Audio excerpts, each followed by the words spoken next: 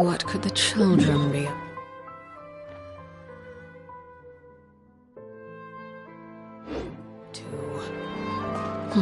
Never mind. Let them do as they please.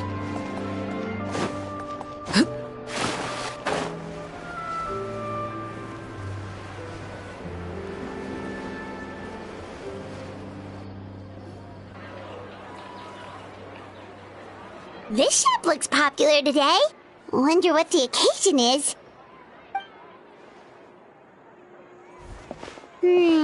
Butterfly Dew Cosmetics now on sale. Huh, looks like it. Oh, Sigweinne's here too. Hey there, Sigweinne! Hello there, Traveler and Paimon. I hope you're keeping yourselves fit and healthy. You bet we are. So anyway, what are you doing here, Sigweinne? The Duke insists I take regular vacations in the Court of Fontaine. This one just so happened to coincide with a promotion for a new skincare product, so I came over to take a look. I like to keep up with the latest industry developments when I can, to help me with my magazine articles.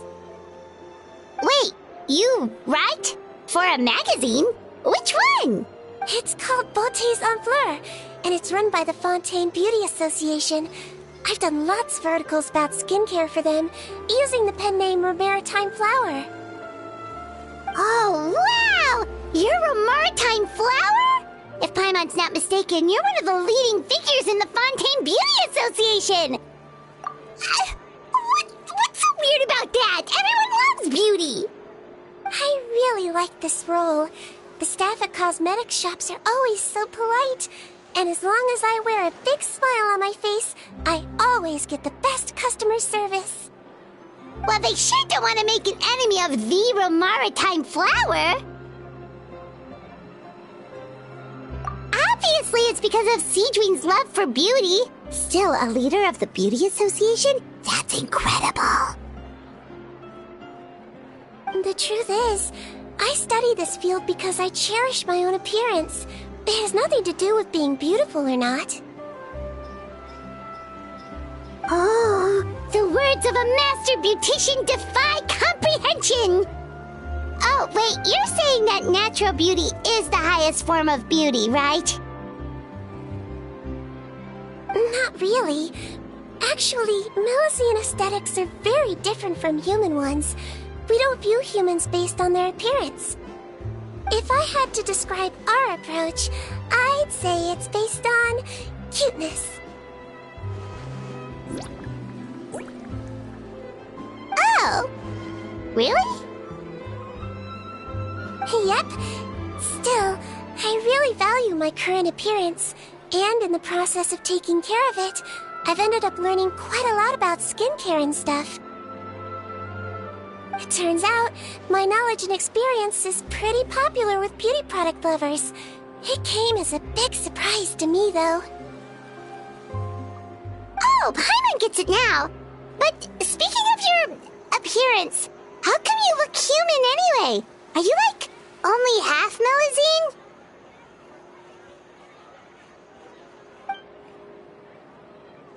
Ooh, wait, sorry. That was probably really offensive, wasn't it? No, I don't mind. I'm not mixed, though.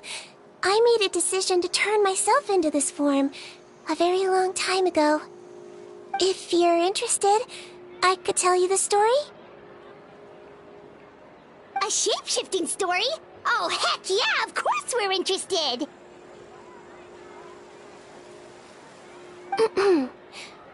Once upon a time...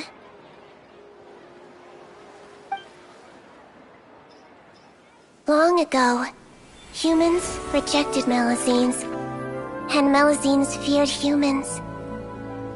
There was one Melusine who became fascinated with human medicine, but no human wanted her help. And there was one girl who liked Melusines, so no humans would make friends with her. So, the Melusine became the girl's friend, and the girl became the Melusine's patient. Your checkup's all done. You're still in perfect health. Thank you, Dr. Melusine. In this game of doctor and patient, a friendship was born. Then, one day, the girl fell ill. The Melusine was the only doctor to arrive on time, but the adults sent her away. Scram! Melusines can't be trusted! So just because I'm not human, I can't save my best friend? In desperation, the Melusine approached the frightening witch. She begged and begged until she got a reply. If you take this potion, concocted of sin, you will gain a human face and grow human limbs. But then, you will lose everything that attracted this friend of yours to you in the first place. Can you accept that? The Melusine did not hesitate for very long.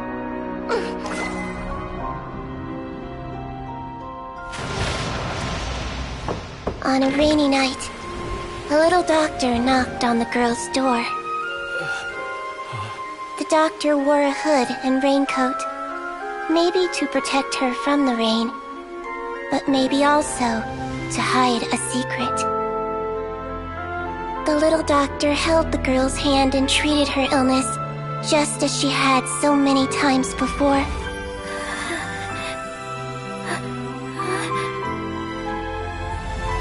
Dawn came, and the little girl's condition improved. But the little doctor was long gone, for she knew her friend would never recognize her again. And so, since then, I've lived my life in human form. Most people who know me just think I was born this way. Ooh. A witch? A potion? Why does this sound like a fairy tale? Trust me, it's a true story. Must be the way you told it then. It just sounds so... Yeah, not every Melusine would take human form to save their human friend. That must have been a huge decision. Treating patients is a doctor's duty. We must always find a way, even when the going gets tough. Ugh. It's so crazy that they turned you away just because you were a Melusine, especially when their daughter was so sick. Well, sometimes appearance can be a real barrier. But that was a long time ago.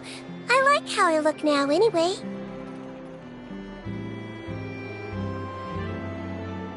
I run too! You're super cute this way. Attention customers! Thank you all for waiting. Now, on behalf of our skincare partner, I'm delighted to announce that our exciting new product is now officially on sale! Well, there we go. Let's have a look, shall we? Oh, Paimon, if you want to buy any skincare products, I'll be happy to give you some suggestions. Really? Personal advice right from a leader of the Fontaine Beauty Association? What an honor! Allow me to introduce our newest skin lotion, Butterfly Dew. I'm sure many of you have already read about this product's trials in the newspapers. To say that it improves skin quality is an understatement. This product gets its name from the way it transforms your skin and makes it glow anew, like a butterfly emerging from its chrysalis and spreading its wings for the first time. We are thrilled to have the inventor of this fantastic product with us here today. Please welcome Mr. Rawat, a researcher from the Fontaine Research Institute. Now, without further ado, I'll hand over to Mr. Rawat to tell you all about what Butterfly Dew can do for you. Thank you. Hello, everyone. I'm Rawat, and I developed Butterfly Dew. Wow, what a looker. He's a researcher? Wow, he's really challenging the stereotype. It seems that everyone is surprised by my entrance. Or should I say, my appearance.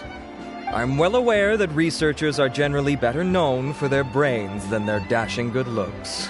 In that regard, I do believe I break the mold somewhat.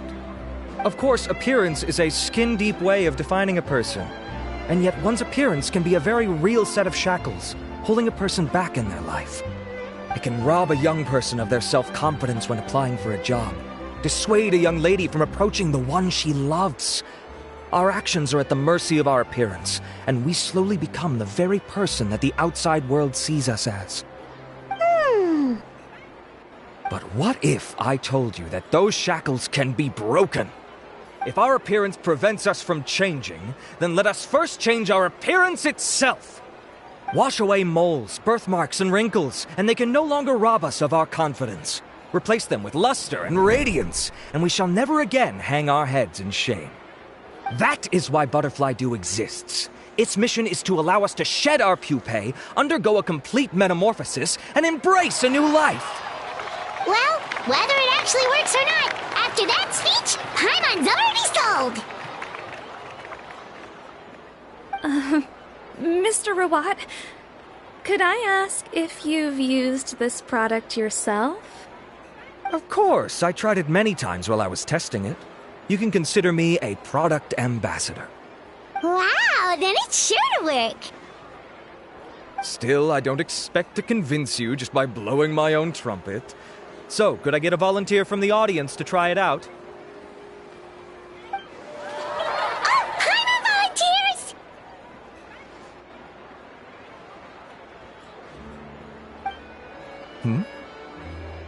Oh! Ah, what an honor! It appears we have a giant of the Fontaine Beauty Association here with us. In that case, Miss Sigweinne, could we seek your most expert opinion on this product? Sure. Whoa, is that Romaritime flower? They say she's the pickiest user of skincare products in all of Fontaine. Here you go.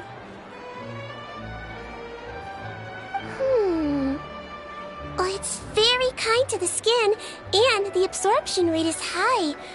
Even for Fontaine, this is a first-rate product. Wow, now that's high praise! I'll take one. Any discounts? All right. Well, all that remains for me to say is, Butterfly Dew is now on sale!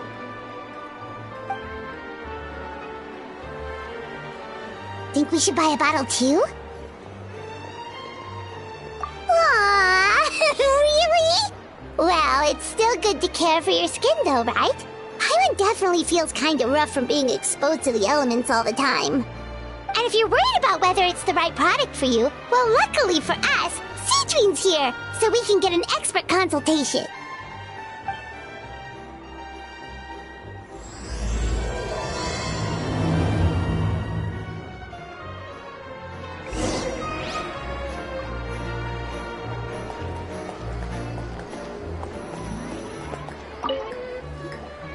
It's an honor to receive such high praise from you. To be honest, I was also hoping you might be able to point out some flaws in the product so I can keep improving it. With most skincare products, the pros and cons only become apparent with long-term use. Yet, this one has instant benefits, improving skin quality without any obvious side effects. It's one of a kind. Don't worry though, I plan to keep using it, and I'll publish regular reviews in Beauté Sans Fleur. You can read my thoughts there. All you need to do is subscribe. Oh, I was hoping for a more casual conversation, but you are a beauty association leader after all. I understand if you want to keep this professional. Sigweinne! Oh, excuse us, Miss Beauty Expert, but do you think this product is a good choice for me and her? Wait, are you the renowned traveler? That's right, and by her side, the equally famous Paimon. Well, I don't normally handle customer questions personally, but since it's the traveler asking, allow me to make an exception. Butterfly Dew is made for all skin types, so no matter who you are, you can rest assured that it will be kind to your skin. If anything, it might be marginally more effective on Fontainian's skin, but other than that, it works the same on everyone. Why would it work better on Fontainians? In the interests of protecting my trade secrets, I'm afraid I can't answer that, Miss Paimon. Alright then. How about a friend discount? Save yourself the trouble. I'd be greatly honored to have both of you use my product. Here, take 2 bottles for free. Yay! Paimon's private fund survives! I can see why you might think that, but please don't misunderstand. This gift is simply a token of my esteem. There's no business motivation behind it. To me, finding new customers for Butterfly Dew is about meeting kindred spirits, fellow admirers of physical beauty. I consider it a labor of love. Admirers of physical beauty? Eesh, that's embarrassing to say out loud. It sounds so shallow. It's nothing to be ashamed of, Miss Paimon. Most people claim to desire inner virtue, but it's still physical appearance that turns their heads. This is a fact of life. It's only natural for people to desire to become beautiful. And that's exactly what inspired me to choose this research direction in the first place. You're right. Everyone loves beauty, don't they? Look at the time. My apologies, but I have other things to attend to. I'll leave you with these 2 bottles of Butterfly Dew, and I look forward to seeing you again. Paimon, I'd say there's no need for you and the Traveler to use this product for now.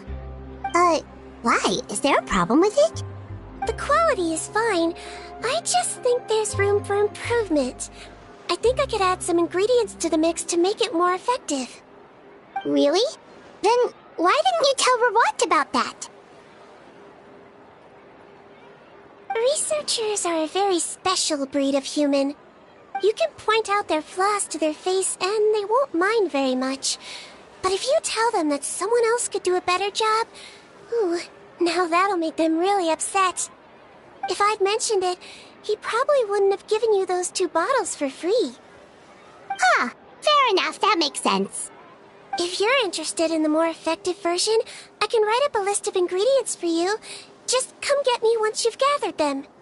When you say more effective, you mean it'll make Paimon even prettier? Ooh, how can we say no? As for me, it's probably time I got back to the Fortress of Maripede. I mustn't leave the infirmary unattended for too long. Alright, see you there then!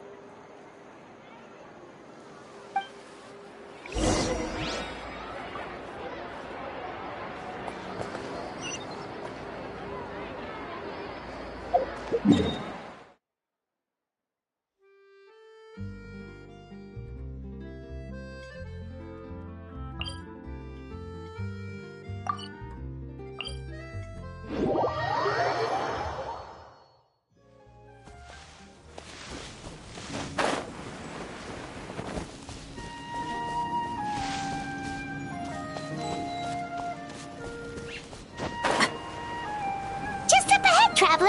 The ingredients for Sigweinne should be nearby.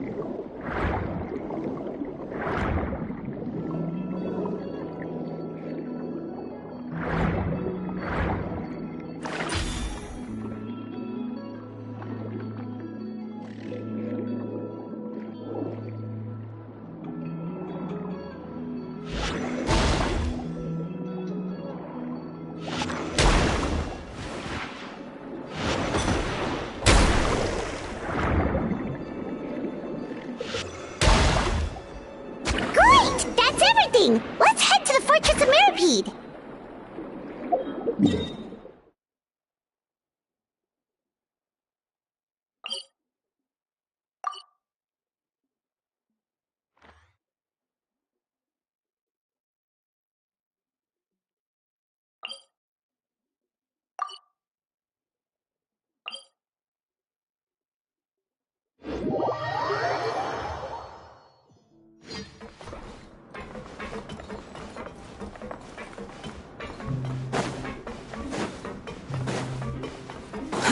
Too slow.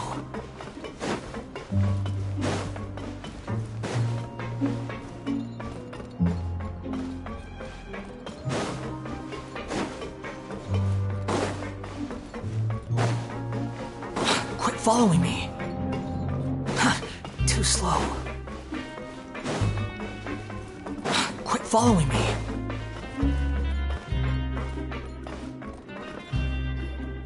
Whoa, the infirmary is packed! Please, you have to believe me. I saw it with my own eyes last night. Another me! He looked exactly like me. Got it? Okay. I've written down everything you told me. Now, I have a few tests to run. Take a deep breath, and don't worry. It's nothing to be nervous about. First, which finger am I holding up? Your index finger, but I'm telling you, my mental state is fine. I'm not crazy. Very good. Now, on to the next. Hey there! Your Grace, it's been a while, huh? Ah, it's you two. Indeed it has. I would offer you some tea, but I'm afraid the timing is unfortunate. Duty calls. No worries. Actually, we were looking for Sigweinne. Do you, know what all of this is about? This inmate came running to the guards in a panic, claiming to have seen his exact doppelganger. A doppelganger? Doesn't that just mean someone else kinda looks like him? And that's what I thought when the report first reached my desk. But we've inspected our records. No one even vaguely resembles him. Considering how certain he is of what he saw, I can only surmise that he's having some mental issues. So I brought him for a medical evaluation. All right, very good. Take a sip of water and rest for a bit. Evaluation complete. I couldn't find any symptoms pointing to a physical condition. I see. So do you still believe there's more likely to be an issue with his mind than his body? I have to assume so for now. Psychological issues are more difficult to detect. At this stage, we can at least confirm that he is in command of his cognitive faculties. The rumor mill will go crazy if word of this gets out. Guards, take him to the ward for a period of observation. The Marechaussee Phantom has requested my cooperation on a case, otherwise I'd deal with this myself. Sorry for the trouble, head nurse, but I'll have to leave this to you. No problem, Your Grace. I'll add him to my observation list. By the way, we have a couple of guests here who've made the trip just to see you. I imagine it must be important. You probably won't need to add them to your observation list, though. Oh, Traveler! Paimon, it's you! Hey there, Sigweinne! It's actually not that important, but... I'll be in my office if you desperately need me. Goodbye for now. Okay, bye-bye! So, Sigweinne... Would you mind waiting for just a moment? I have another patient to see. Just find an empty bed and take a seat. I won't be long. Oh, sure! Sigweinne, we've brought him. And he seems to have taken a turn for the worse again. Okay, don't panic. Let's start by sitting him down here. Paimon had no idea how busy it can get for Sigweinne. Maybe now's not the time to ask for her help with skincare. Good point. Besides, it might actually be interesting to observe her at work. Well, this could hurt, so I suggest you take a deep breath first. Did his face melt? What happened to him? It's anyone's guess. His face melted off shortly after arriving at the fortress. But since he's a serious offender, he can't be allowed out for medical treatment. Best we can do for now is ask the head nurse to give him something to manage the symptoms. Oh, this is gonna be awkward. We still need to bring him to the Marechaussee Phantom for questioning. What if he scares them half to death? Will that be our fault? The Marechaussee Phantom? Does this have something to do with the case Risley's dealing with? Yep, it was a huge case. They bagged a few dozen crooks in one fell swoop. And this guy's the baddest apple of the bunch. He harmed countless people. And now, it looks like it's all finally catching up with him. You done gawking? Not yet. I need to check the severity of your ulcers to decide the right dosage. Don't worry. We Melazines have a very different sense of aesthetics from humans. To me, you just look like a little kitty with slightly scruffy fur, but still just as cute. Don't patronize me. Do I look like a kid to you? Just give me the meds and let me out of here. I already missed my cell. Hey, lose the attitude. You dare talk back to our head nurse like that again, your days are numbered. Oh, it's fine. Okay, I'm going to apply the medication now. Tell me if it hurts, alright? Look how nice Sigweinne's being. And he still talks to her like that? What a nasty piece of work. Can I leave now? Wow, not a peep. What a brave little guy. Thank you, Sigweinne. And I apologize for the trouble. So, Traveler, Paimon, did you bring the ingredients? We did, but we don't want to interfere or anything. You're busy saving lives here. Oh, don't be silly. I agreed to it, didn't I? Just hand me the ingredients, and I'll make some time to whip it into the improved version for you. Take a rest here if you want. Or, if you're not tired, I hear they're holding a new pancreation tournament in the administration area. Or alternatively, is there anything we could help you with, Sigweinne? That's right! Let us help you out! It's the least we could do! Good point. Kind-hearted humans start to develop guilt if they accept free help from others. Don't worry. I'll take a look at my schedule. I'm sure I can find something to treat this condition. I gotta warn you, though, it'll be tiring work.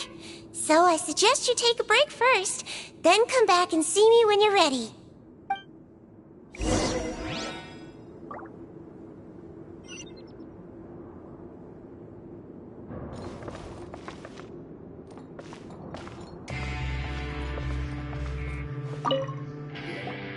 We're ready, Sigweinne! What's our first mission? I found the perfect job for the Traveler. First, I'd like you to lie down in this bed.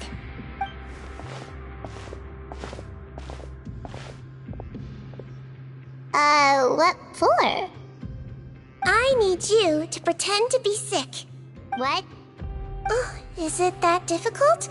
I thought you did a pretty good job last time. Oh, so you knew. I sure did. She was way more interesting than the usual malingering inmates. When you played along very well, Paimon, I observed you two for quite a while after that. Well, this is awkward. But why do you need us to do it again now? No time to explain. My next patient will be here any second. Please just do as I say. You can, pretend like you've got a nasty headache. And throw in some dry heaving for good measure.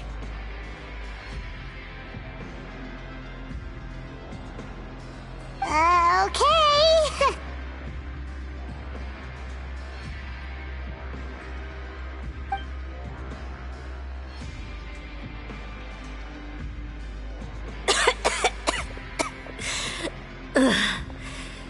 Hey, Doc. It's me. I'm only here because my mom won't stop pestering me about it. So annoying. Well, your mother has enough on her plate with a busy job. Well, the last thing she needs is to worry about you being sick as well. I know! I shouldn't treat the place like a playground, shouldn't go swimming in the lower levels where we join up with the sea, because it'll give me a cold and distract her from her work. I thought I'd be able to have some fun here at the fortress for a few days, but it's always, don't do this, and don't do that. All right, sit yourself down and I'll take your temperature. Your fever still hasn't gone down. Well, here's your medicine. 1 cup for starters, and we'll see if it helps. But Doc, it's so bitter. Do I really have to drink it? I mean, I'll be fine, right? I've got an uncle who caught a cold. His fever went away on its own after a couple days.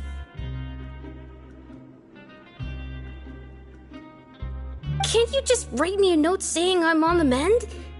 I just need something to keep my mom off my case.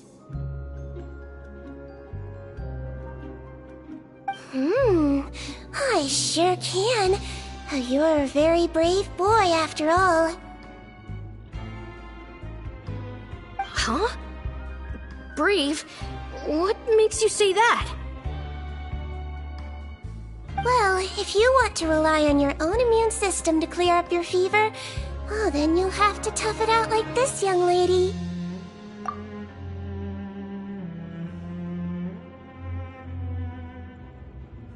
Hang in there, traveler! Are you gonna puke? Paimon can get you a paper bag! Huh? As long as you're tough enough to get through the nausea and dizziness caused by the high fever, you'll be right as rain after just a few days' rest. And if I'm not tough enough? Hey! Hey! Wake up! Wake up! Put it this way, at least you'll never have to see the doctor again, right? I think maybe I'll take that medicine after all, if that's okay. Oh, of course. Here, it's still warm. It's so bitter. All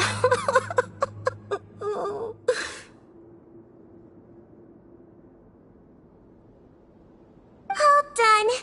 Great job, you two.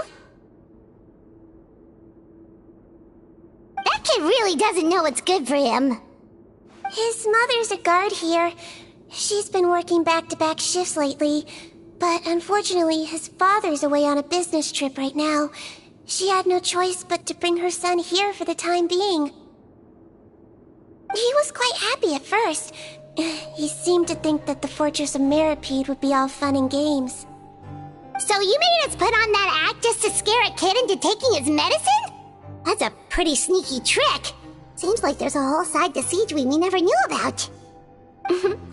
It's a technique I learned from my teacher. Oh, you had a teacher? Was she a Melazine doctor too? She was human. She passed away a long time ago.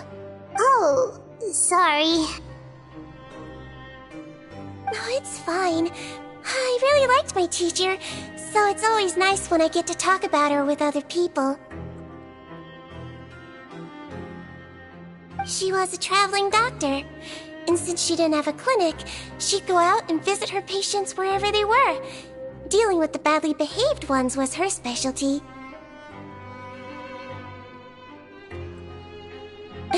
She used to say, if you can scare the little brats into taking their medicine, you won't have to hear them wailing and screeching when their condition gets worse. Huh, she sounds like a pretty strict teacher.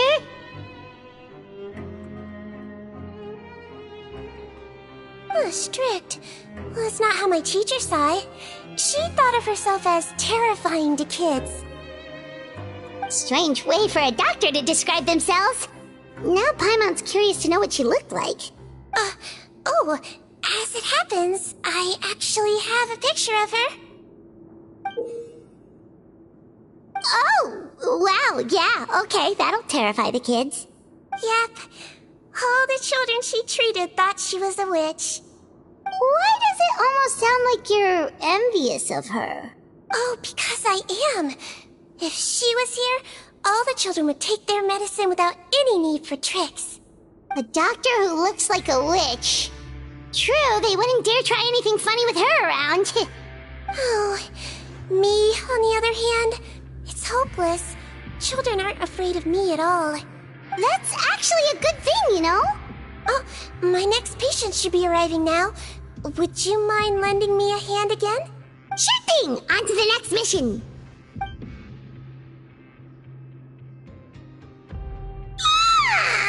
Is it nighttime already? That flew by. You really have a busy job, Sigweinne. Well, thanks to you two, it was much easier today. Aww. Should we get some rest? It's getting pretty late. Oh, there is one last thing. I have to keep it confidential, so I usually leave it till after everyone's clocked out. Confidential? Are you sure you can tell us? Well, it's fine. You're not living here anymore, so it's okay if you know.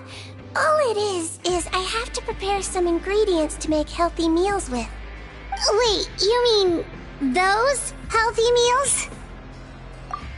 My patients refuse to eat any healthy meals I prepare in front of them, so I have to prep the ingredients in secret, then let the chef at the Coupon cafeteria handle the rest. Considering even the chef's version makes people uneasy, it really makes you wonder what's in it. You want to find out? I can teach you how to make it. That way, if you ever suffer from exhaustion on your future travels, you can prepare a healthy meal for yourself. It's really good for you, you know. Sure? Guess we can help out one more time. The ingredients are ready. Now, put them on the table and add them in the order I tell you. First, we add this special slime condensate. Stir it thoroughly, then pour it in. See that? It adds elasticity. It looks just like tasty jelly, doesn't it? Yeah, it really does!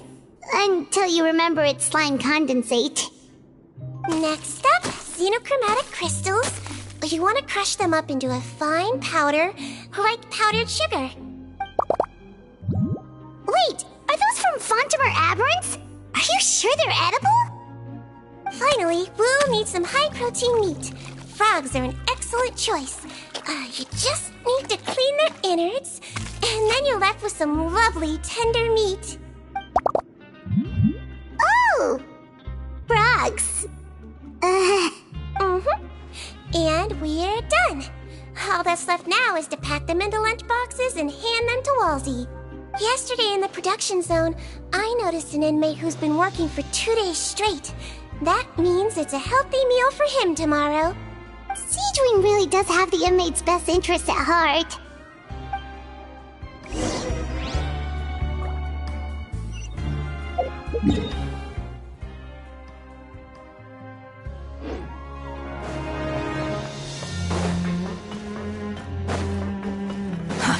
Too slow.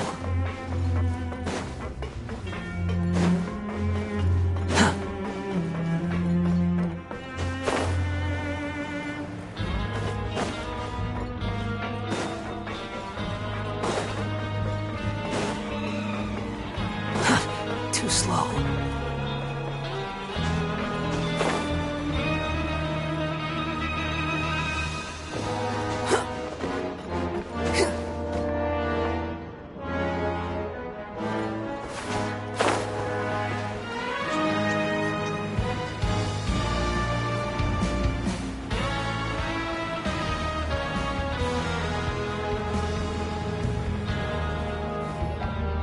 Ah, head nurse.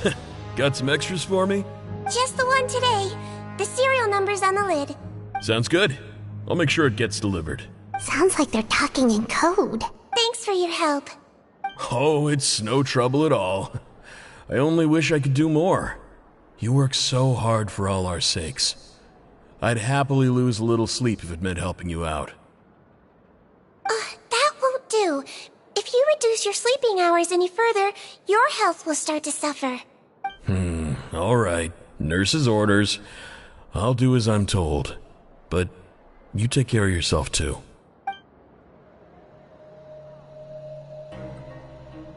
Well, I'm done with work for today. Thanks for helping out, you two. Seems like the guards and staff here have a lot of respect for you, Sigweinne. In just one day of helping you with your work, it feels like we've done a lot for the fortress. Head nurse, please, wait. I'm sorry to disturb you this late at night, but I think you'll agree. This is urgent. Okay, just relax and catch your breath. What's the matter? The guard at the observation ward, Odilon, he told me to pass on a message to you. One of the inmates there, the guy suffering from possible hallucinations, well, he seems to have made a sudden recovery, and now he wants to apply for permission to leave the ward. Huh? Already? You were right to tell me. I'll have to examine him and make sure he's well before we discharge him. Looks like we've got one job as medical assistants left. We'll come with you.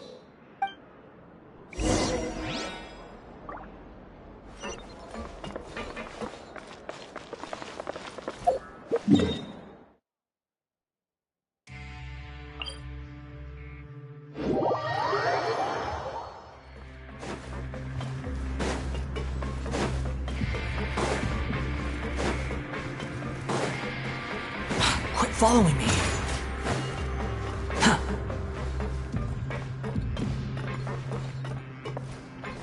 Quit following me.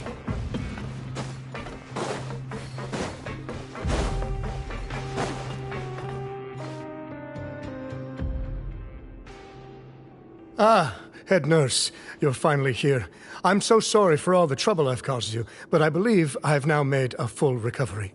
After giving it some thought, I'm sure that I was probably just seeing things. Stress-related, I imagine. I'd been working long hours, so I definitely wasn't in the best state of mind. I totally understand. Still, I have to give you an examination before I can discharge you, okay? So, take a deep breath and don't be nervous. It'll be the exact same procedure as we did this morning. We can start whenever you're ready. Again, so sorry. I was in such a state this morning, I barely recall anything. Would you mind taking me through it again? Oh, not at all. It's a lot to remember. First up, we have a little cognitive test. Just concentrate and you'll be fine. To start with, which finger am I holding up? Your pinky. Alright, all indicators seem normal. So it was a stress-induced hallucination after all? Well, we've certainly had previous cases of mental illness caused by overwork, which is why I carefully observe everyone in the production zone. I wonder how I managed to miss the signs this time. Please, head nurse, you shouldn't blame yourself. I'm just still adapting, that's all. Pushed myself too hard, and I guess I couldn't take it. Thanks for looking after me. I'll be as good as new after a good night's sleep. And if you can give me the okay, I know I'll sleep better back in my good old dorm. It can be difficult to relax in an unfamiliar environment. Alright then, you can leave the ward. I suggest you take 2 days off to focus on your recovery. I'll take you off the observation list for now, so you're officially discharged. Great. I can't thank you enough, head nurse. Mr. Odilon, could you escort him back? Of course. I'm on guard duty in the administrative area tonight, so nothing will go wrong. You have my word.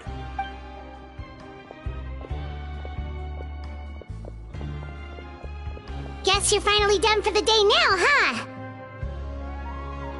Yep. But I still haven't gotten around to making that improved lotion for you yet. Oh, no rush! Seriously, it's super late now. You should go get some rest too. Well, tomorrow it is then. Good night, Traveler. Good night, Paimon. Hope you sleep well. Oh, don't you worry! We will! After a productive day of work, we're both gonna sleep like a log. Yeah, sleep tight, Sigweinne. See you tomorrow!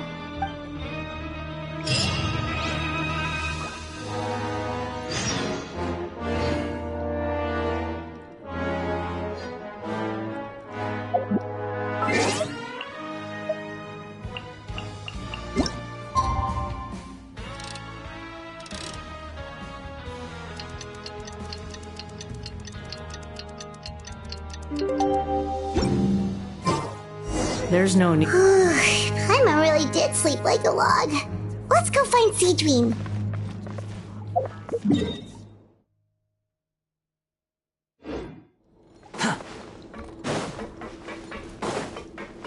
Quit following me.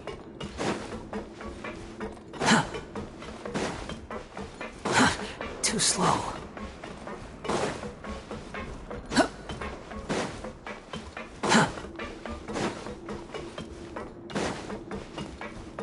Quit following me. Whoa!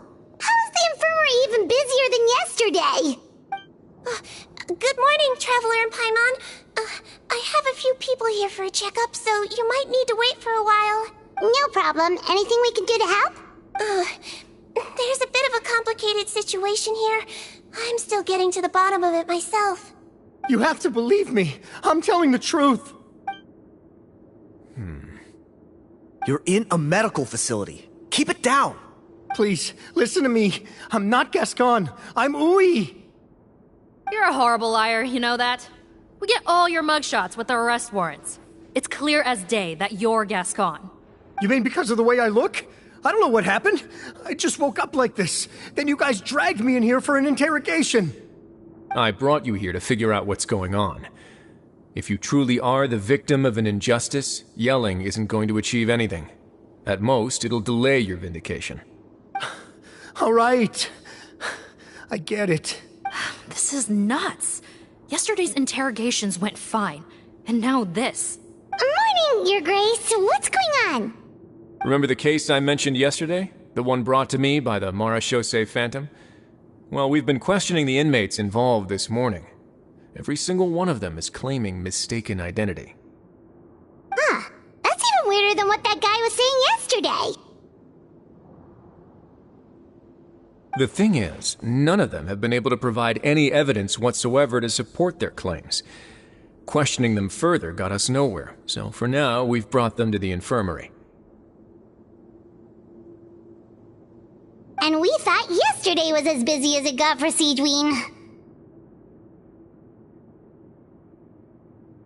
We've compiled their statements.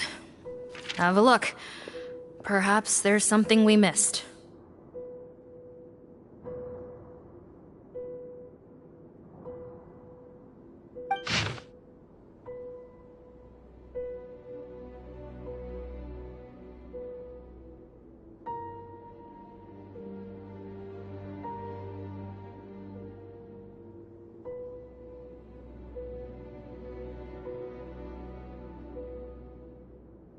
Wait.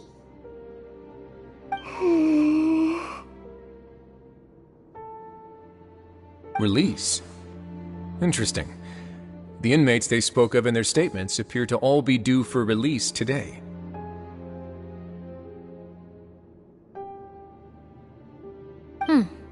I noticed that too. If that's their plan, they're underestimating us a little. Every serious offender claims that there's someone else who just so happens to be due for release today. And all the more reason to be cautious. Lumberzar, check the release list for today and make sure no one gets processed. We're gonna need an excuse, though. Just say we're out of forms, and that we're furiously printing more as we speak. I'm on it. It's conceivable that our group of serious offenders somehow found a way to switch places with inmates who are about to be released, so they can walk out right under our noses. we did consider that possibility. But I mean, just look at them. They match the warrants, period. How could there have been a switch? Only if they're dead ringers for the inmates due for release, I suppose. I gave you that name list yesterday to assist in your investigation. Did that help?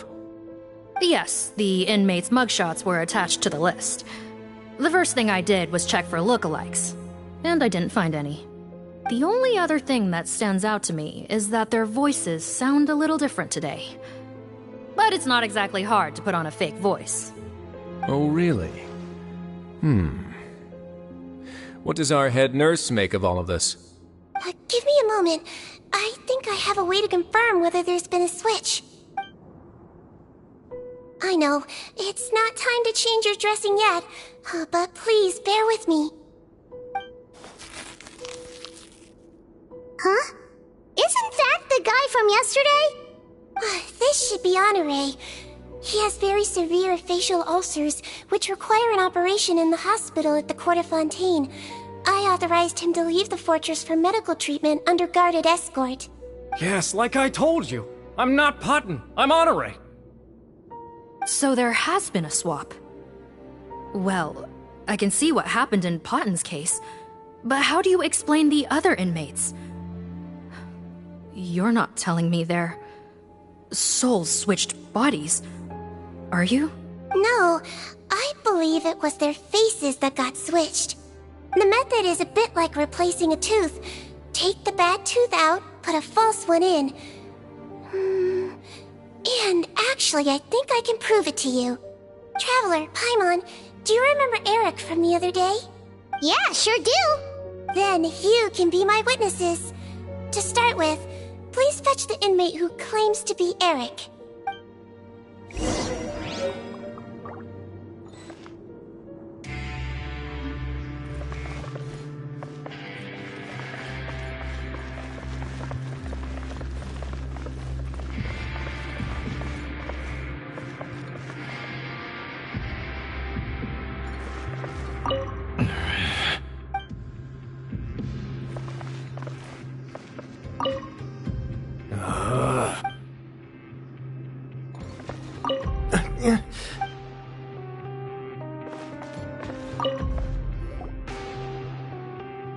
So, you're Eric?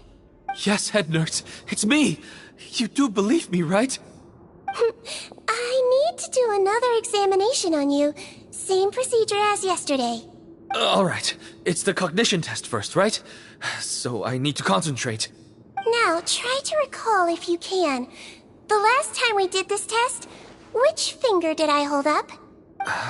I believe it was your index finger. But that means... Huh? So, basically, last night, the Eric who said he saw another him suddenly recovered and applied to leave the observation ward. Sigweinne did another test before letting him leave, but that time, she held up her pinky finger. Huh? I don't know about any test last night. There was nothing to do in the observation ward, so I went straight to bed. Then I somehow woke up in a high-security cell. Well, in that case, there is a reasonable explanation for the strange events of the past 2 days. So, what exactly happened? The gang of serious offenders wanted to break out of prison, so they identified a group of scapegoats, namely inmates whose terms were almost up, and planned to switch appearances with them. Last night, when Odilon was on duty, they ambushed him and had one of their group switch appearances with him using their face-swapping method. That allowed them to avoid scrutiny from the other guards. Then, once all the other inmates were asleep, Odilon spent his night shift carrying out the remainder of their switcheroo plan. However, they made one mistake. Henri changed his appearance to match Eric's earlier than he should have done, and ended up being spotted by the real Eric. Real Eric came to the guards for help, but we didn't know then what we know now, so we put it down to hallucination and sent him to the observation ward. However, since one of the gang members was posing as a guard, they simply changed real Eric's appearance and had their Eric take his place, muddying the waters even further. Right, because I put Eric on the observation list by then, and no inmates on that list can be processed for departure until I've discharged them. Hence why the imposters had to pull that little stunt to get fake Eric off the list. Yeah, it all makes sense now! The Duke cracked the case! Well, I can't fault the reasoning. But I'm afraid that we ruled out the possibility of face switching very early on in this process. Criminals altering their facial appearance to commit crimes is nothing new. In fact, one of the explicit duties of the Malazines in the Marechaussee Phantom is to identify criminals in disguise. We carefully examined all the suspects, and there is no evidence that any means of disguise were used in this case.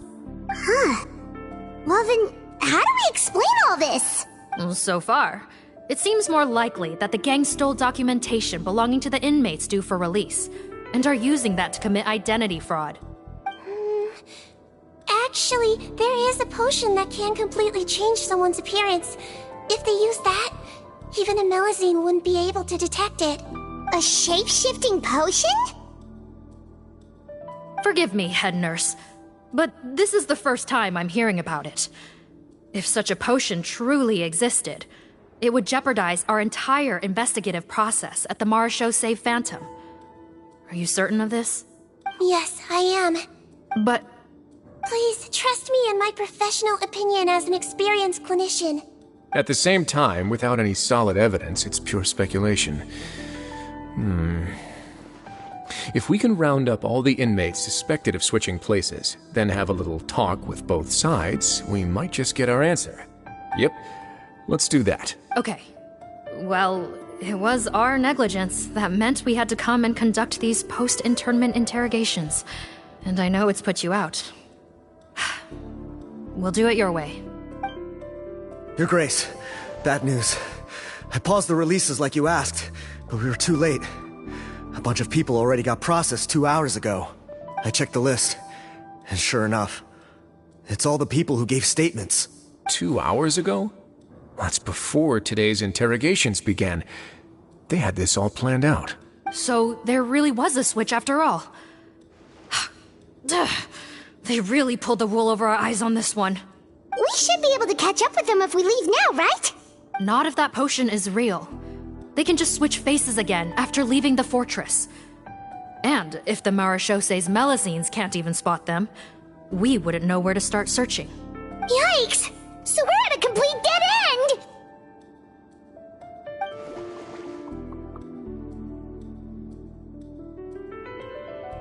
Well, technically there is one more lead we could follow up on. We were only able to arrest this gang thanks to the help of a researcher from the Fontaine Research Institute. I believe his name is Rawat. Oh? Rawat? Isn't that the handsome guy we met at that skincare promotion? Handsome? Maybe from a human point of view. I just remember that he specialized in potions. One of the crimes this gang is charged with is the manufacture and sale of illicit drugs. According to Mr. Rawat, they appear to have stolen technology he developed through his research and used it in their operation. At first, he thought it was a typical case of intellectual property infringement, and he tried to negotiate with them. But once he discovered their criminal operation, he reported them to the authorities. Thanks to his report, we were able to swoop in and arrest them all in one go. What a hero! Bet that took courage on his part. No doubt. This is worth following up on. As the one who snitched on them, it's highly likely that Rawat will be targeted by the escapees. That aside, since he's negotiated with them in person before, there's a chance he'll have some additional information for us. Understood, Your Grace. My team and I will head to the Fontaine Research Institute right away. In the meantime, please keep an eye on the face switch victims for us. Of course. Miss Morgan, I'd like to come along and help you catch these criminals. Huh? Why's that? Well, I'm the one who discharged the fake Eric last night, so I feel partly responsible. Don't say that, head nurse. Your focus was on the inmates' health, and rightly so. We can't ask you to help with arresting criminals. That's our duty. I also have a more personal reason. Cotton is a patient of mine, and if I don't get a new batch of medicine to him in time, his condition will get much worse. Look, head nurse, I completely understand where you're coming from. But arresting criminals is dangerous business. And if anything happened to you, none of us can afford to take on that responsibility. Don't worry, I can defend myself just fine. You say that, but still... If I may, Miss Morgan, Sigweinne is the one who raised the potion hypothesis, and I'm sure she has far more expertise on the topic than your team. My suggestion would be to bring her with you. And if you really are worried for her safety, then... Ah, there you go, right on cue. Knew I could count on you. Okay. Well, since this plan has the Duke's blessing, far be it from me to refuse. We should head off immediately. Time is of the essence.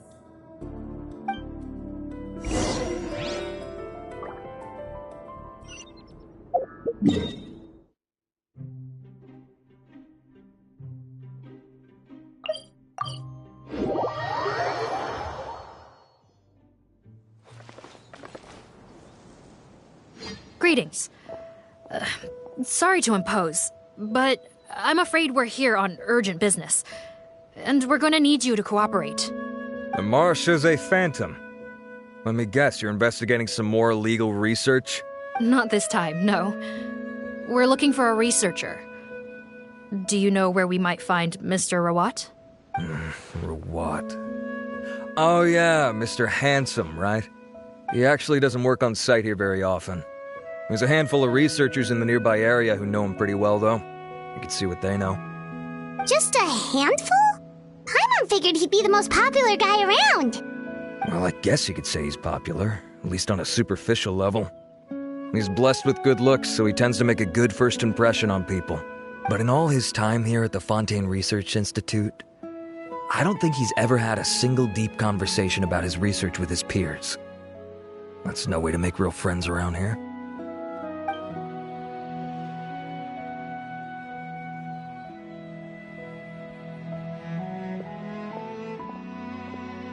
That's so weird. He definitely didn't come across like a recluse at that product promotion. Oh, I don't find that weird at all. He definitely didn't strike me as the kind of guy who's, good at making friends. Really? Paimon couldn't tell. Must be a Melusine perception thing. Okay, we should talk with his acquaintances. But we also need to check the Research Institute for any clues. Let's split up. It'll save us some time. Sure thing. We'll go ask around among the other researchers with Sigweinne. Paimon's suddenly kinda curious to know what everyone really thinks of him.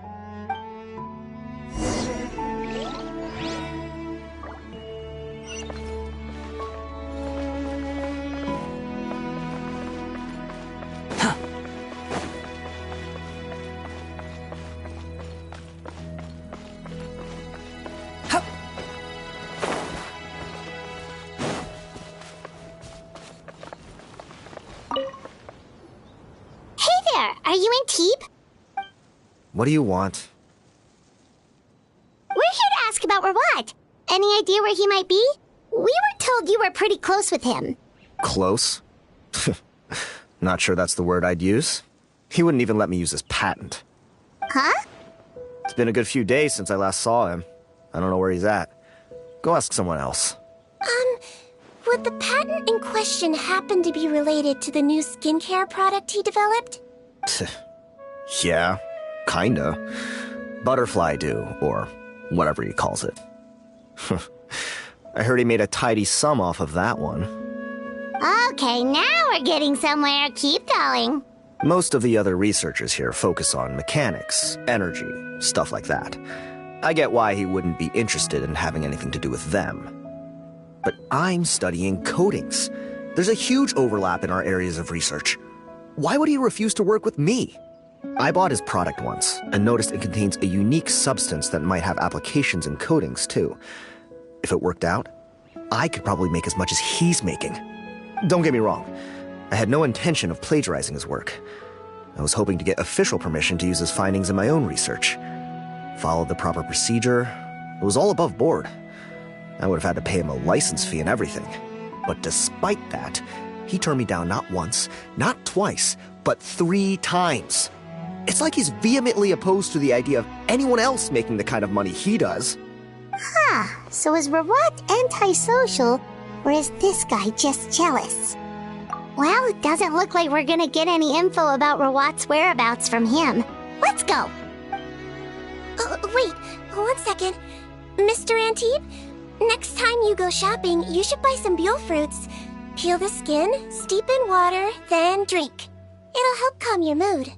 Huh? Yeah. Thanks.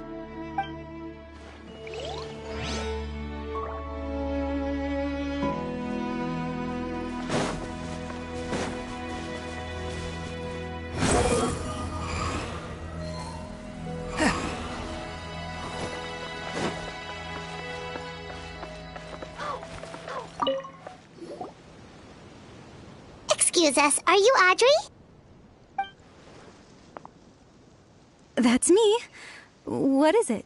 Are you close friends with Rawat? We're trying to find out where he is. Close friends? You mean because I told him I had feelings for him once? I doubt I'm the first or last at the Institute to make that mistake. Why would you single me out as a close friend? I should have known, really. Men like him, they just enjoy being surrounded by fawning women. They're not interested in a serious relationship. Okay. We were just kind of wondering if you might know where we can find him. Why would I know where he's at? I barely know him, and he probably doesn't even remember me. Ugh, this is getting annoying. Shall we go ask someone else?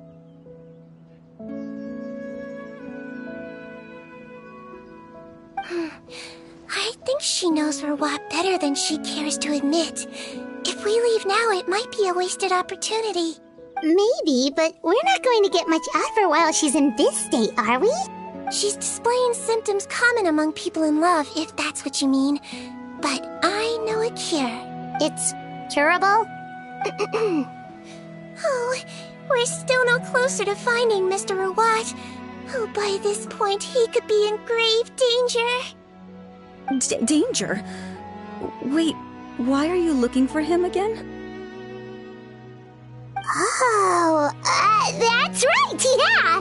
The Marechaussee Phantom said that he's been targeted by some pretty bad people. We need to make sure he's safe. What? How has this happened? He seemed fine when I last saw him, and that was only a couple of days ago. Just happened to run into him, of course. Oh, I see. Well, do you have any thoughts on where he might be right now? Okay, but this is purely out of concern for his safety. If he's not at the Institute, he might be at his mother's place. I heard she raised him alone, that they had it pretty tough financially, and these days she's housebound due to illness. He makes regular trips back home to check on her. Oh, okay. Do you know the address? Nope, sorry. I only found out the thing about his mother because it came up in conversation once. I was just trying to find out more about him, so I could get to know him better. When I told him I had a crush on him, I offered to help him take care of his mother. And yeah, maybe that was a stupid idea, but did he really have to yell at me for it? It's like, fine, I can take no for an answer, but what's with the temper tantrum? Unbelievable. These guys only want to show you their charming, well-groomed exterior. They can't stand it when a few home truths shine through. Looks like her love syndrome is flaring up again. We need to find out Mr. Rawat's mother's address. Let's check with the Marechaussee officers when we regroup. Cool, sounds like a plan.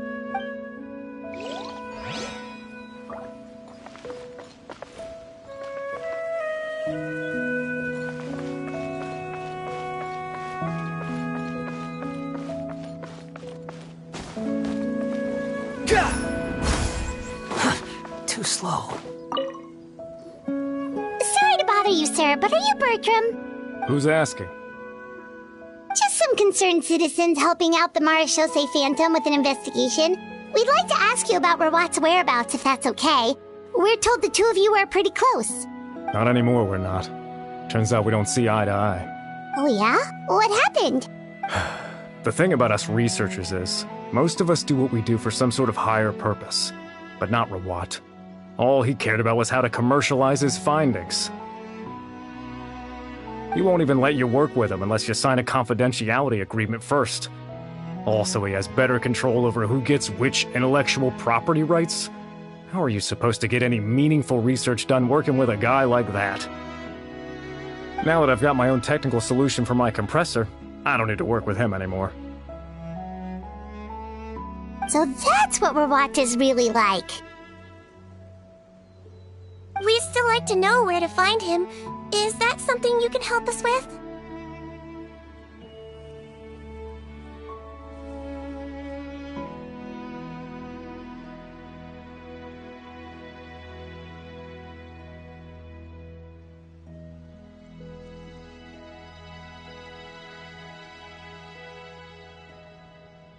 Wait, Yeah, I know you. You're the head nurse at the Fortress of Meripede.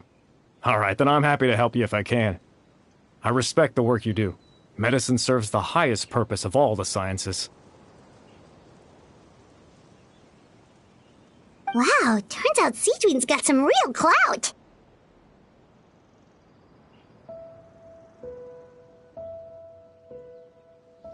Thing is, I have no real way of knowing where he might be. I stopped working with him 2 months ago, and I've barely seen him since. But if you want my advice, I'd say go talk to the peddlers. There's a few he meets with every other day or so. Maybe they know where he's at. Peddlers? Yeah, back when I was working with him, I noticed he met with them quite often. Wouldn't surprise me if they were involved in some shady business together, because it seemed like they went out of their way to avoid discussing anything in my presence. The little I overheard was about manufacturing and selling pharmaceutical drugs. Like I said, he's all about the money. Drugs? Doesn't he work with skincare products? Do those count as drugs? Who knows? I never cared to find out. He's the Mora grubber, not me. Thank you. You've given us plenty to work with. Welcome. Goodbye, and may we both reach new heights in our scientific endeavors. Well, that's all 3 researchers. Let's head back to the meetup point.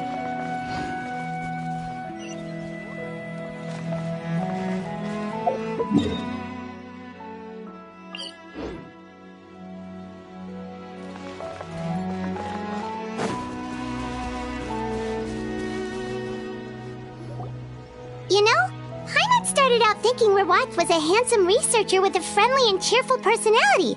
It's such a surprise to learn that his peers have a different impression of him.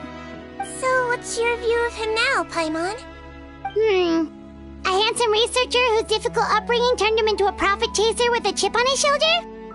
So your thoughts about his appearance haven't changed at all? Well, his looks are kind of a big deal. At least in Paimon's opinion. How does such a handsome guy end up being so antisocial? Even with his difficult family background, it just doesn't make any sense. You can't judge a person solely based on their appearance. Head nurse. Traveler. I assume you've spoken with the researchers. What did you find out? Bertram mentioned Rawat's involvement with some pharmaceutical merchants. Do you know if he's registered any pharmaceutical brands? Since he was a whistleblower on such a huge case, I ran a background check on him. I don't remember there being any brands under his name. How strange. If he was so focused on commercializing his research and averse to sharing his technology with others, why wouldn't he have registered his own brands? Maybe he and his business partners needed to avoid public scrutiny? You think he may have colluded with the gang? Well, the crime was manufacture and sale of drugs, and that would certainly be in his wheelhouse. We can't rule it out. Isn't that pretty unlikely, though? He was the one who blew the whistle on them! Most children who come to me with tooth decay have suffered pain for a long time already, but they'll still try to hide the fact that they eat too many sweets. Grown-ups and children aren't so different in that regard. If you say so. I saw him when he came to make his report, and I certainly didn't get the feeling that he was the type to collude with criminals. Perhaps it's more likely that they were coercing him. You mentioned that he comes from a poor family. So, it's possible that the criminals approached him asking for academic support, luring him in with the promise of riches. By the time he discovered who they really were, he was in too deep. They had leverage on him, so he was forced to keep working for them. I've seen it happen many times before. That does make a lot of sense. It would definitely explain why he was so unwilling to cooperate with his fellow researchers. No wonder he's so unsociable. He must be on edge all the time with a gang of crooks breathing down his neck. In that case, the situation could be worse than we thought. If Rawat was working with the escaped inmates, they're sure to know more about his whereabouts than us.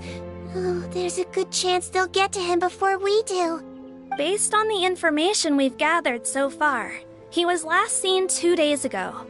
If no one's seen him since, maybe we're too late. 2 days ago? So he went missing right after that product promotion. That was the same day he reported the criminals, too. Not a good sign. Don't worry, everyone. I believe we still have a chance. Since he disappeared right after blowing the whistle, it's likely that he's gone into hiding. Yeah, he must have been worried that they'd come for him. All the more reason to find him as soon as possible. The only lead we have at the moment is his mother's house, which you mentioned earlier. Seath, think you can find the place? Yep. When you register a brand, the Court of Fontaine requires you to provide a legal address. The one Rawat wrote down was in the outskirts of the city. That should be the place. Okay, then there's no time to lose. Let's move.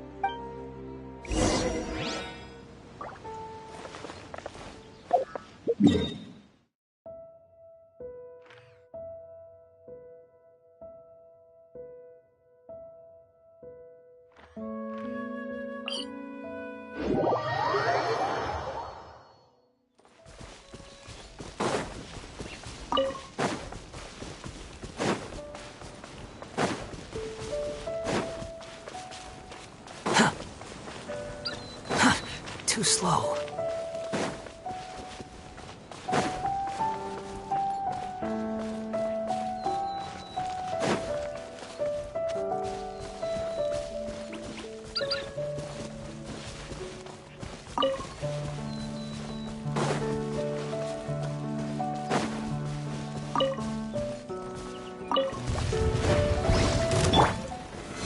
Solidify! There is no escape! Yeah!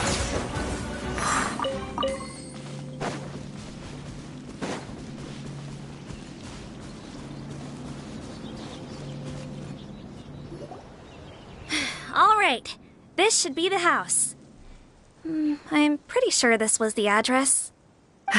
Okay, I'll knock.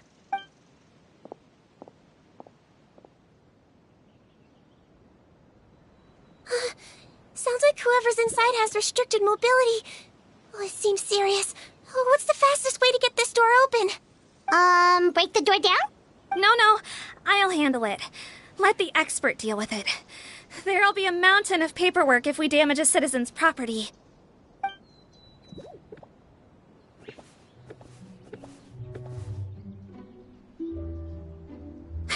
Calm down. Deep breaths. Remember your training. Control your strength. And... it's open! Seath, take a few people and lie in wait. Keep your eyes peeled for any activity around the house. The Traveler, head nurse, and I will go inside.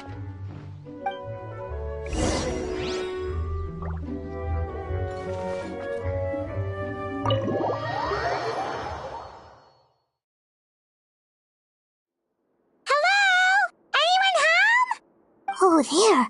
On the bed, there's an old lady. That's gotta be Rawat's mother, right? She doesn't look like she's in any state to be answering our questions, though.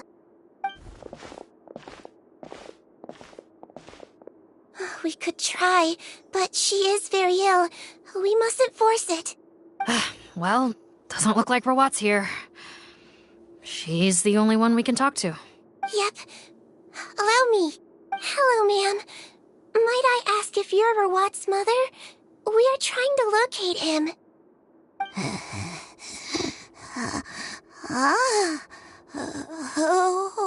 Hard of hearing, perhaps.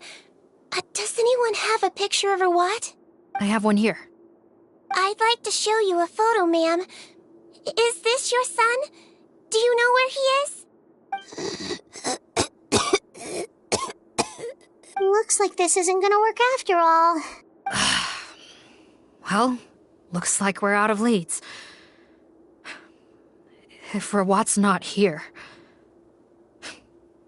things are looking very bad for him. Is it possible he could have avoided returning here because he knew he'd be in danger? Maybe. But if so, where do we look next? Maybe we should take another look at the Institute. Yes, so. I suggest we all return there now. We found a good amount of useful information the first time, but perhaps there's something we missed. This is our last hope. Sorry, officer, but could I stay here for a while? This patient requires some care. Of course. Traveler, stay with the head nurse. You're technically here as her assistant after all. Also, I'd like some Marechaussee members to stay as well, and keep an eye on the area. Why's that? If Rawat knows how serious his mother's condition is, he will return. Got it. Okay. I'll tell the squad members in hiding to stay put and keep a lookout. Thanks for helping me out yet again, Traveler and Paimon. No problem. But when you say her condition is serious, do you mean... Yes. She's barely clinging on to life. Oh. Let me take care of a few things first. Could you pass me the towel over there? Yeah, of course.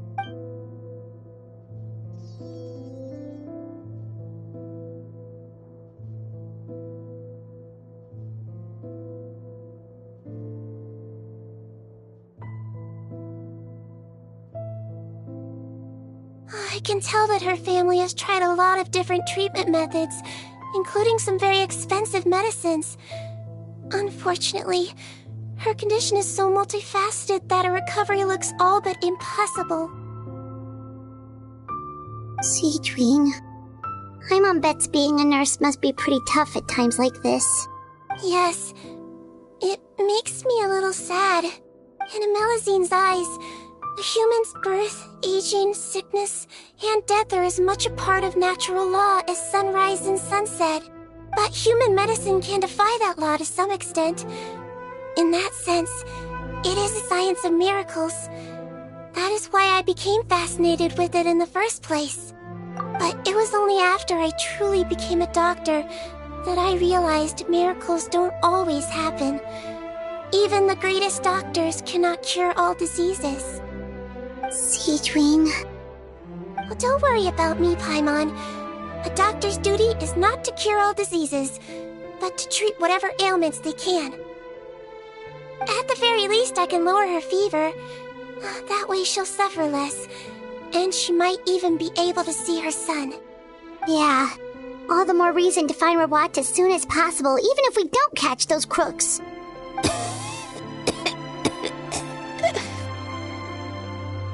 Oh, her fever is getting worse. Could I get some hot water? Sure, we're on the case.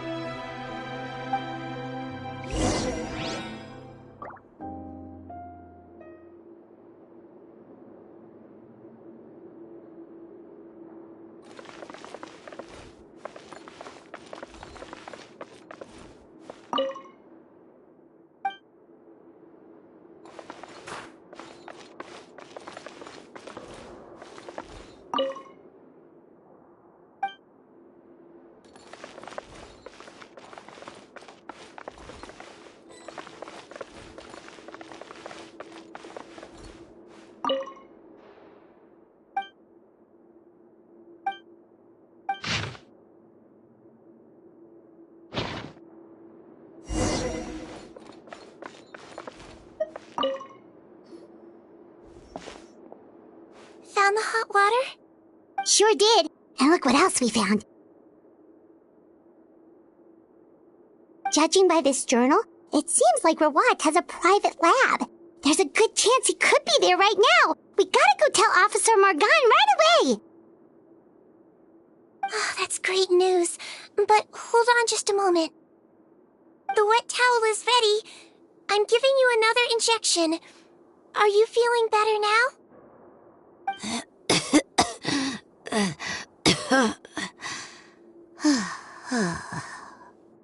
It's all right. We'll go bring him back. Please hang in there. Thank you.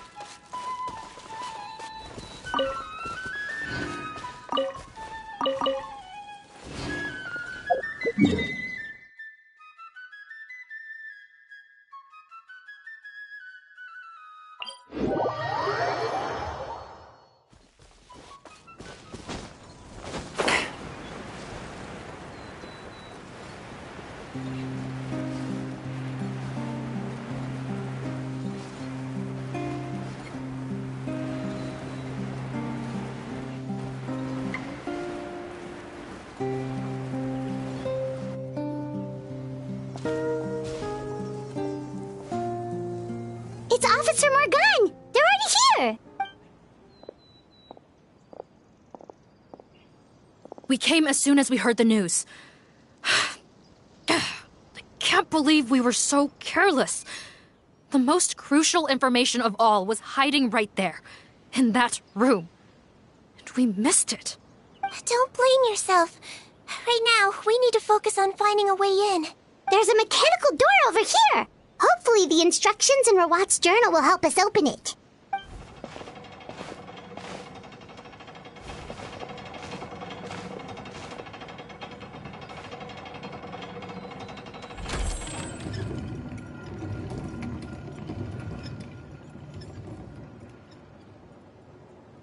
It's open. Let's go in.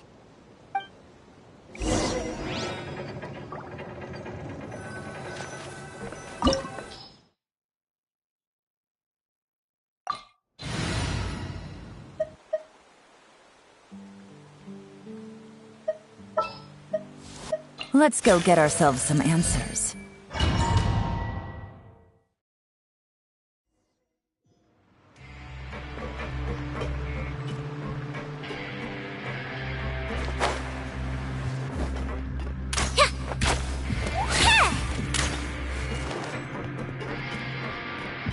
How did they get in here? Captain, up ahead! Those look like our fugitives! So they found this place too? Don't let any of them escape!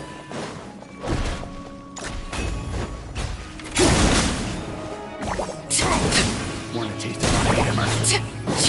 That picked the wrong test subject.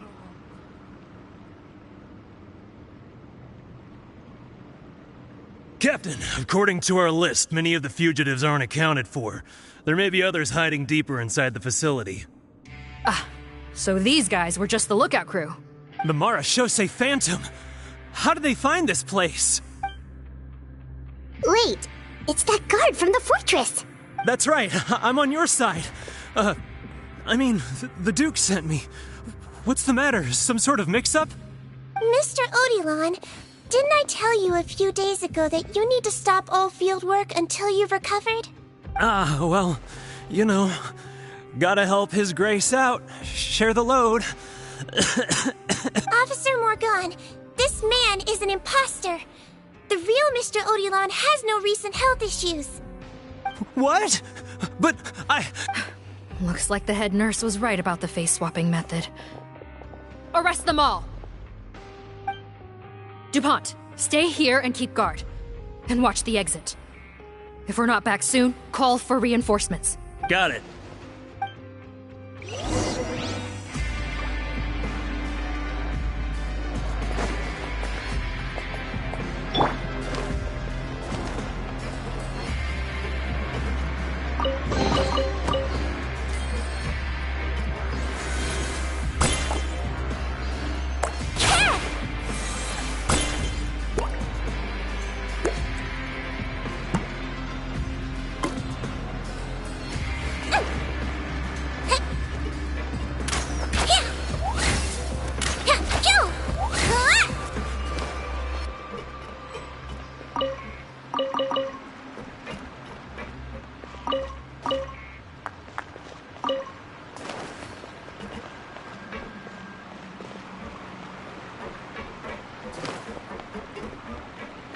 Don't slip and fall!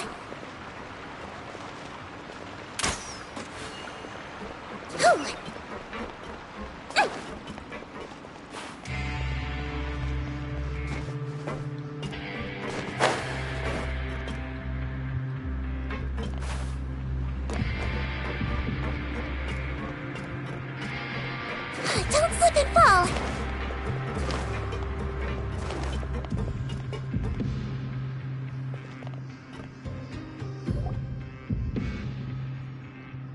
So many jars. Was this some sort of production facility? This scent, it's probably the ingredients used to make butterfly dew.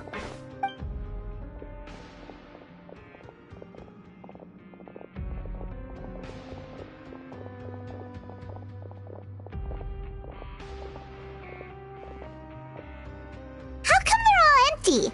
Did it sell so well that he ran out of supplies? How strange. Why would Rawat choose to manufacture a popular product like that in such a difficult-to-reach location?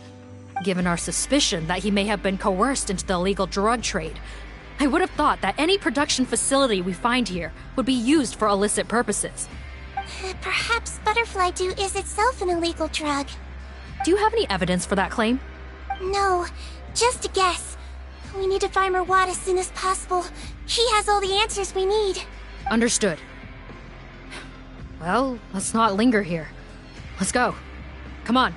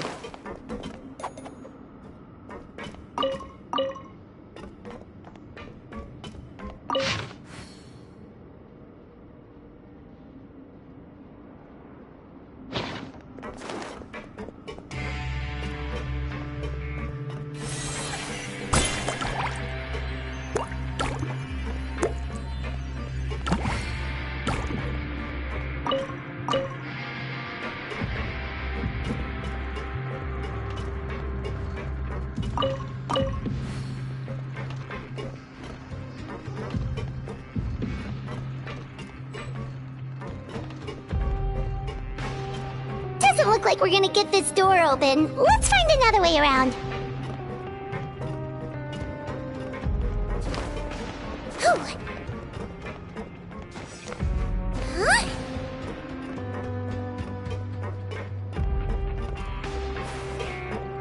This one's closed too!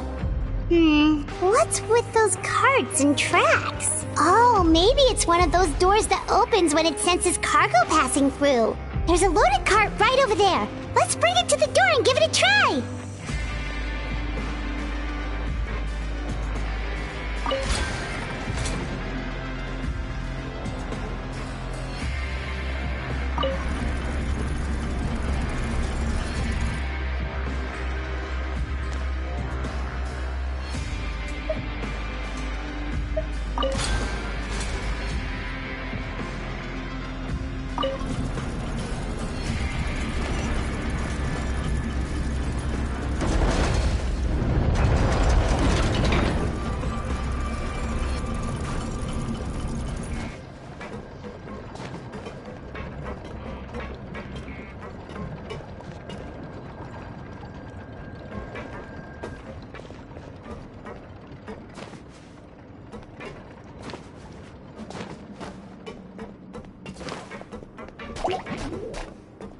Let's blow bubbles! Shine down! Quietly now. Things are about to get dicey.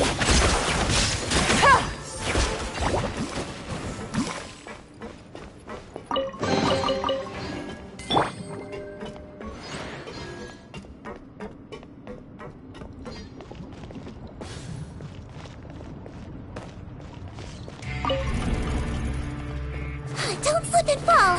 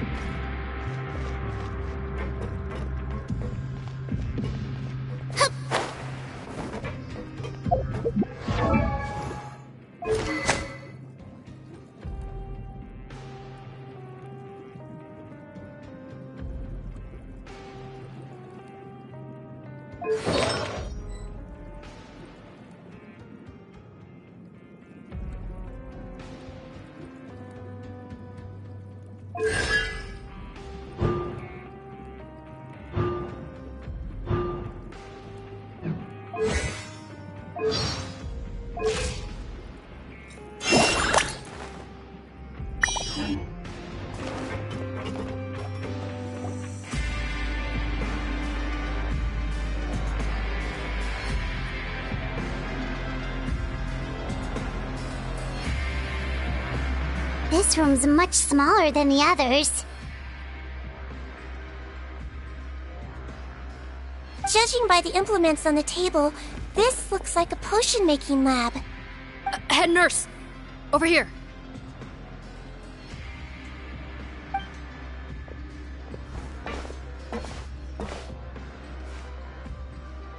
Let's see. Huh? Robot's clothes? Why would he change here? Perhaps they stripped him down, left the clothes behind, and disposed of him somewhere else? Yikes, Sigweinne, where did that come from? Oh, what a tragic way to go. Especially with such a bright future ahead of him.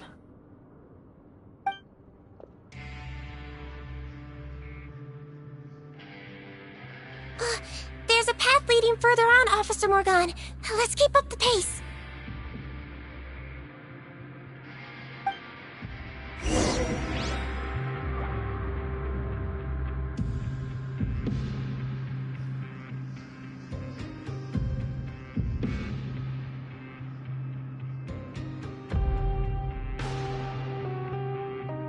Oh, no!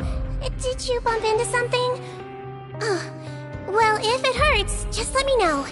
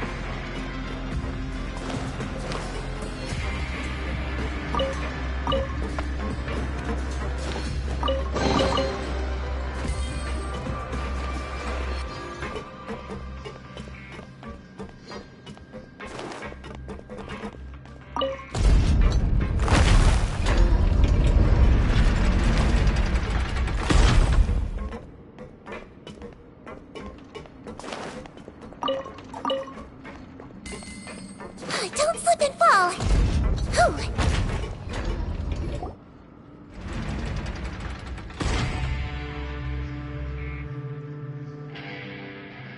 Shh! There's a whole bunch of people in there!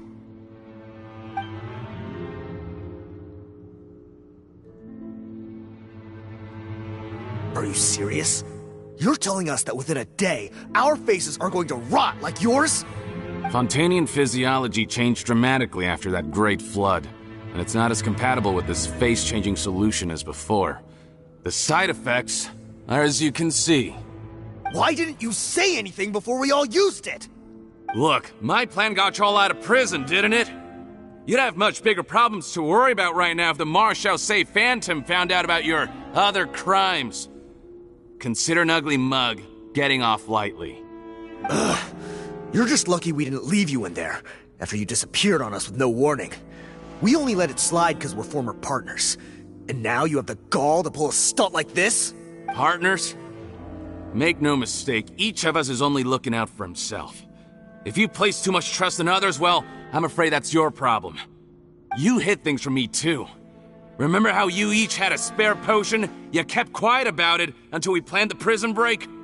Oh, and you didn't have a secret spare? Then do you want to explain how you melted your face off before all this? Guys, that's enough. Calm down. It is what it is. Arguing won't change anything. What's the plan, Parton? I'm assuming you brought us here for a reason? There is no plan. We followed him here on the promise of more juice, but it turns out there ain't a drop here. Besides, what does it matter now anyway? He already said, even if we did get our hands on more of that stuff, switching faces again solves nothing. They're still gonna melt off eventually. I said enough arguing! Parton, tell us the plan. The most practical solution is to continue using the potion. Keep switching to a new face before the ulcers can start forming. Are you kidding me? This stuff was hard enough to get a hold of even when we had a supply.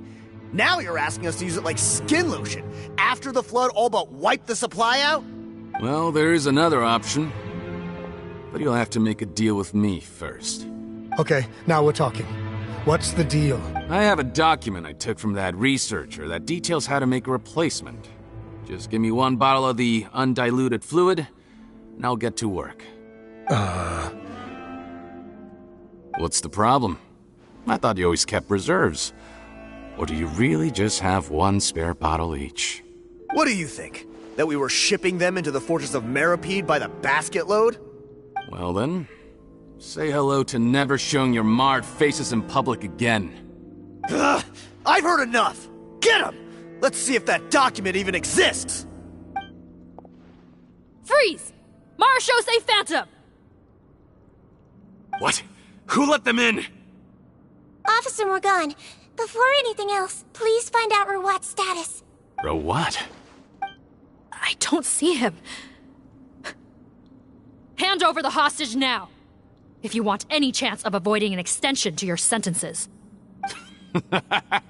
Spare us your condescending attempts to coax us back to our cells. You think we're looking to negotiate? Rawat is dead. Pardon? Arrest them all! Don't let anyone get away!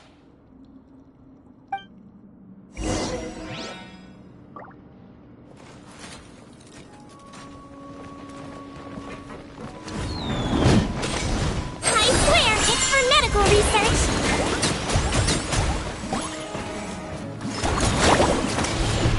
Illusion shattered! Overruled!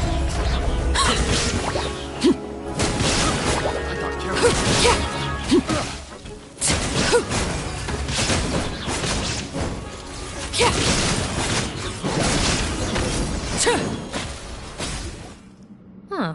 Gotta say, I never expected to see the head nurse in combat.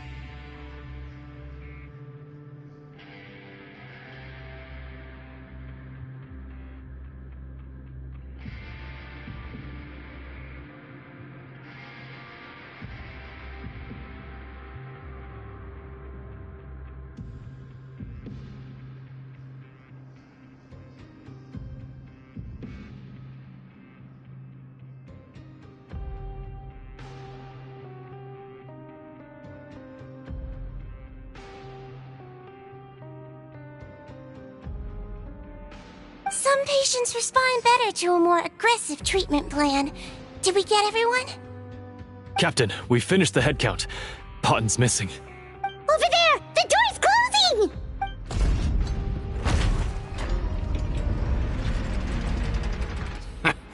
One group trying to arrest me, another trying to hunt me down. Good. I gotta kill two birds with one stone. How did he get up there? There must be a secret passage somewhere. Find it! Don't waste your energy. I already sealed it off. How naive. We have more people outside. If we're not back out by the agreed time, they'll come to our rescue. Well then, you'd better hope they get here in time. There's some kind of gas leaking from the pipes. Oh, be careful, it's poisonous. This is our distribution center, where we store the product derived from our source solution. We had to use special fire prevention methods to prevent contamination. The pipe network here was designed to emit a gas for firefighting. One little modification later, and it makes an efficient death trap. Why would you do this? Your partners are here too. Oh, please. If they can't supply what I need, they're of no further use to me. Besides, I can't have them exposing my potential whereabouts. He's a maniac! Come on, we gotta find a way to open that door! Go ahead, struggle in vain. Once the last of you croaks, no one will ever find me again. So long! Are you sure you're ready to leave, Potten? You haven't changed your dressing today. You can't cure my face. Just give up. And what if I could? Nice try. You're just trying to stall me. Don't you worry about me. I'll find a way to cure my face once I get out of here. Oh, I doubt it. After all, Fontanians can no longer dissolve in primordial seawater. What the... How did you... The key component of the face-changing potion is the fluid left behind by dissolved Fontanians. It might look like ordinary water, but it has some unique elements in it. Before the flood, all Fontanians were oceanids, physiologically speaking. A potion made from that fluid could dissolve and reconstruct the face of a Fontanian in much the same way as hydroidolins change form. Theoretically, it could give someone any appearance they wished. But since the flood, Fontanians have become true humans. They can no longer provide the source material for this potion, nor reap its benefits. Are you saying this potion is made from Fontanians dissolved with primordial seawater? Then their crimes are far worse than I thought. How could you know all of this? No, wait. Of course! Well, well. So that's why you have a human appearance. It also means that I have a formula you're unaware of. The air's getting thicker. It's getting hard to breathe.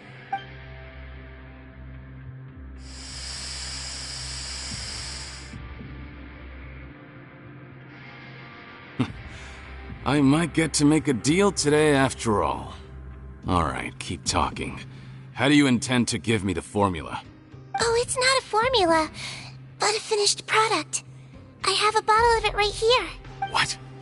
When I tried Rawat's skincare product, I noticed it had a certain special component in it.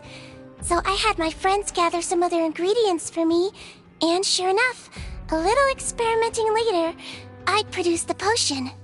I'm guessing his skincare lotion contains the fruits of your joint research? Huh. Impressive guesswork. Yeah, we were a supplier for some of the raw ingredients.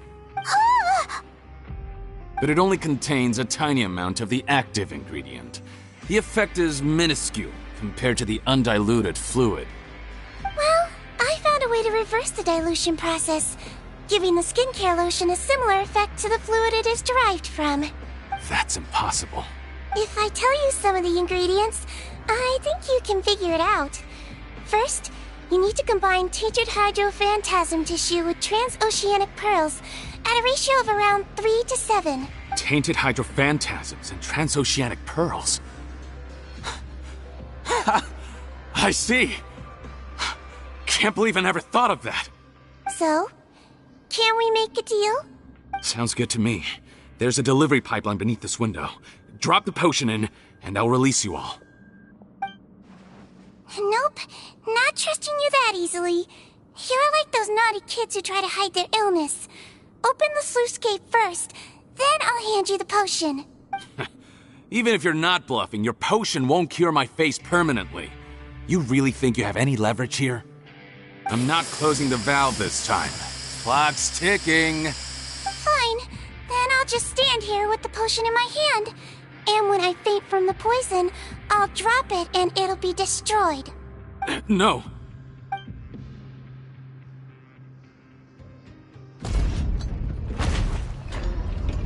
It's open!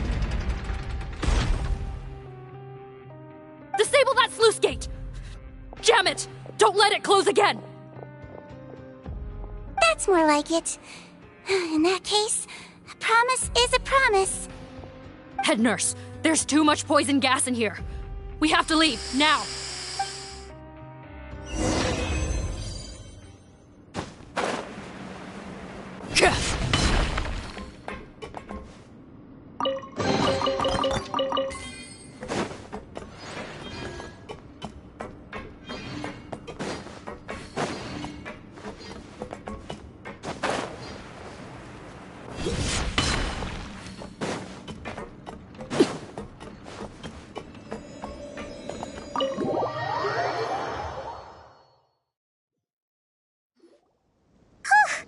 That was too close.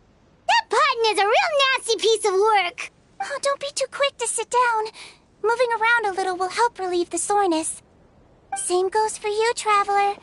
Oh, but Paimon, you should be fine, right? Flying fast is pretty tiring too, actually. Anyway, that's not important right now. Paimon's still shocked to learn that there's a whole criminal operation going on behind that skincare lotion. Shame I ended up giving the improved version to Potton after finally making it for you. I'll make you some more, I promise. No, please don't. Paimon doesn't want to use that stuff anymore. Still, it was a pretty good job that Paimon wanted to buy some in the first place, huh? It ended up saving everyone's lives. That's gotta count for something. Yeah, Paimon was just kidding.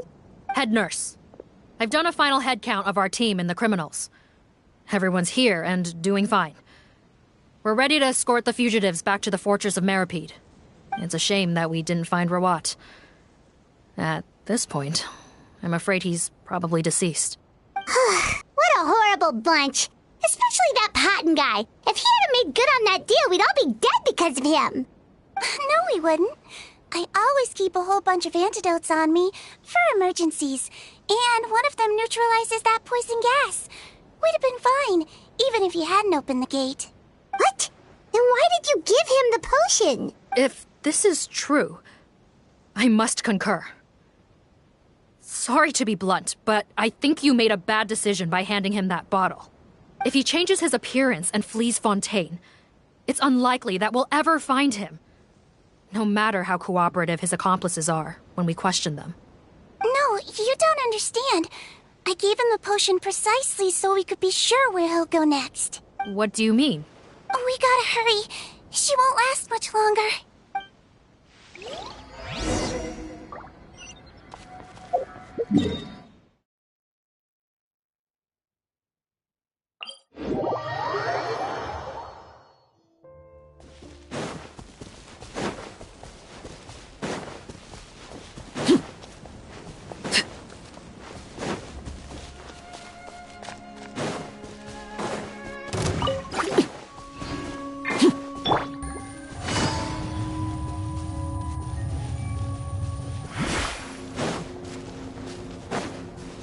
Take it easy.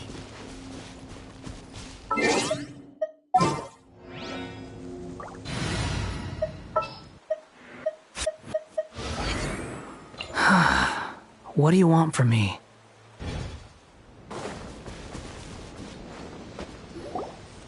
Don't move a muscle. I might be short, but I pack a mean punch. Captain, you're just in time. While I was lying in wait, I spotted this crook snooping around, trying to find a way in. So I detained him. Oh, his face. Are you... Potton? So this is where you were heading, huh? What? This is how Potton looked before his face was marred. His current appearance matches the mugshot on his arrest warrant. I see. Wait, so what's going on? Wasn't the whole point of the potion to disguise himself and escape Fontaine? Why would he change back to his original face and run right into our trap? Enough of this nonsense. Let me in! You better pipe down. There's an old lady in there who's very sick. No way are we letting a crook like you inside. To heck with it. Listen to me. I'm Rawat. That's my mother in there. He's gotta be lying, right? Rawat was a victim in all this. He was forced into it against his will. How can he and this monster be the same person? Forced against his will? That's the funniest thing I've heard all day. Heck, when I was being coerced, everyone thought I was colluding of my own free will. And then when I actually became a criminal in my own right, you all suddenly thought I must be under duress. Amazing what a difference a handsome face makes. Save us the speech. Explain yourself. You want an explanation? Fine. I'll tell it how it is. When I was just Potton, the whole world treated me with contempt. Ew. What do you want? Get away from me. Women despise me. Collaborate? You don't look like much of a researcher to me. My peers scorned me. Mr. Potton, was it? I'm most interested in your research. Consider my offer carefully. I doubt you'll find other investment opportunities. Only villains would work with me. You want out of the game? Forget about it. Turns out, I slipped up a little. Left your picture with some Marechaussee Phantom officers. Easy mistake to make. Now they've listed you as an accomplice and drawn up an arrest warrant. So I suggest you put any thoughts of running away to rest.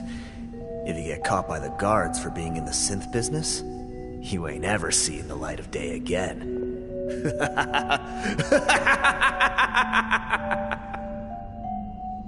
There was no way out for me. Until I could stop being Potton. Mr. Rawat, I have something I'd like to tell you. I became popular with women. This new potion you developed is fascinating. Genius, in fact. Would you consider working with me? I'd be happy to sign a licensing agreement. My peers looked up to me. I'm very interested in your research, sir. You must no doubt have offers from countless investors. So far be it for me to ask for a full collaboration, per se. I merely wanted to express my interest. No pressure at all, naturally. And the villains even began to fear me. Becoming Rawat showed me what a superficial world we live in. But I did not hold a grudge. After all, this superficiality could be made to work in my favor. Or so I thought. But alas, the world seemed bent on finding a reason to make me despise it. Mother, I'm back. How are you doing? Who are you? I bought the best medicine Mora could buy, but nothing would cure her illness. In the end, I hoped she'd at least be able to see her son one last time before she passed, but when everyone else rejected me, the only person who cared about me was my mother. Then, when I became a rising star in the Fontaine Research Institute, I was unrecognizable to her. I have to let her see me again. Even if it means donning my own wretched, ugly face. Well, is that enough explaining for you? Now do you understand? Let me inside already! Have you ever considered if you'll even be able to look your mother in the eyes after what you've done? You found a way to completely change your identity. You could easily have escaped from them. But no. You chose to keep working with them. Why would I want to give up on such a lucrative business? The profits were dozens of times that of the synth business, and it was all above board.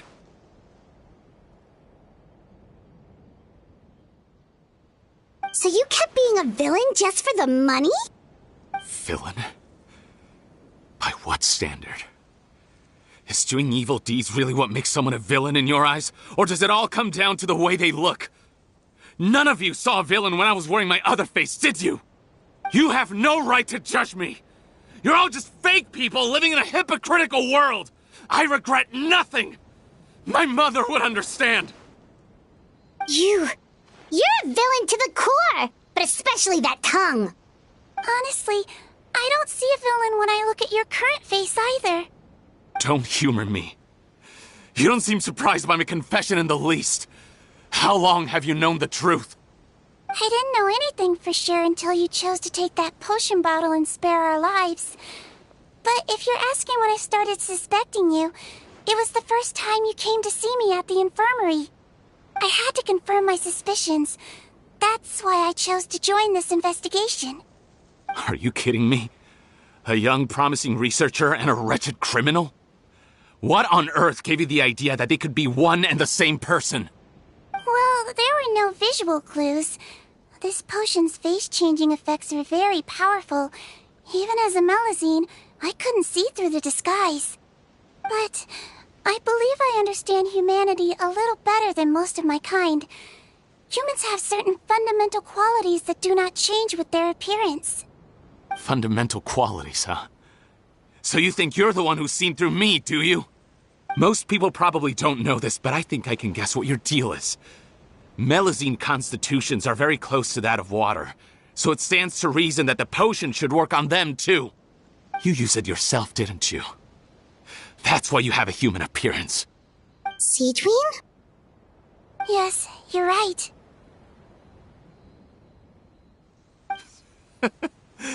I'll bet it was back in the days when Melazines were discriminated against because of their appearance.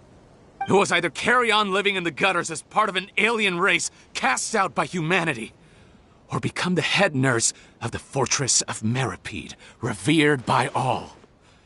Not a hard choice to make. It's a no-brainer. So you see, you and I were the same. And I'm the one who saw through you! That's not important right now. You came here to see your mother, didn't you? Well, I can grant you your wish. Huh? Head nurse, I'm not sure that's a good idea in his current state. Don't worry. Back in the warehouse when I traded the potion for our lives, I was doing it to test him. He was willing to risk sacrificing his only chance of escaping capture by opening the gate in exchange for the potion. Also, he could see his mother again. If nothing else, his concern for his mother is genuine. I see. So before you arrest him, please allow him to see his mother one last time. The Traveler and I will accompany him. You have nothing to worry about. All right. I understand.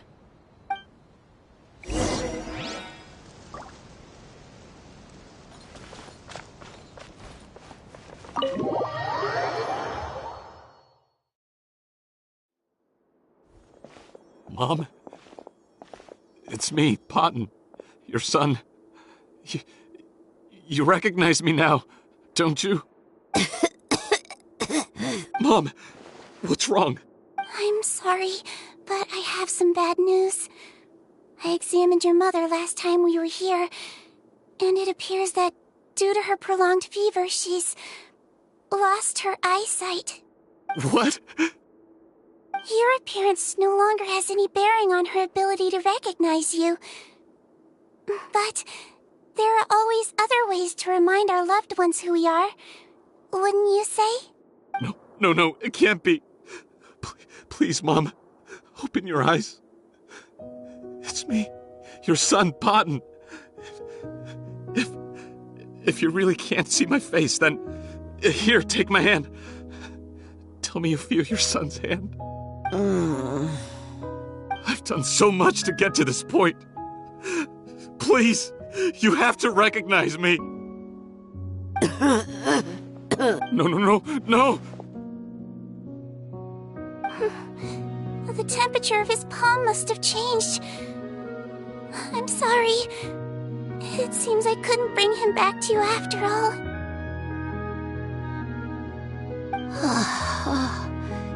It's you.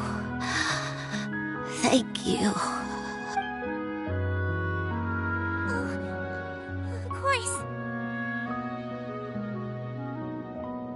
Mom, why will you answer her and not me? Why? Why? No more questions, Potton. She's gone. Mom? Mom?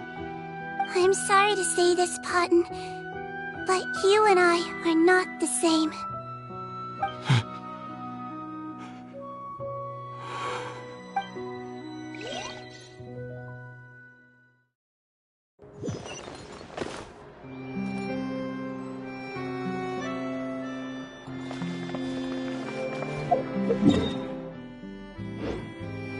Quit following me.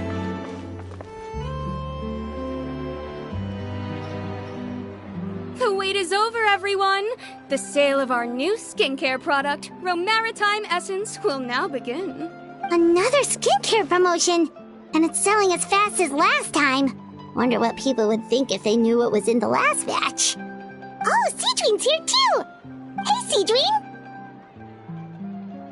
Oh, Traveler Paimon, hello! Oh, I hope you two got a good rest yesterday after all your hard work. Of course! Nurse's orders, right? Anyway, are you here to take notes for your next article? Actually, I'm mostly here to help Officer Morgan wrap up yesterday's case. Ah, that reminds Paimon. That stuff sold like crazy, didn't it? Is it gonna cause huge problems?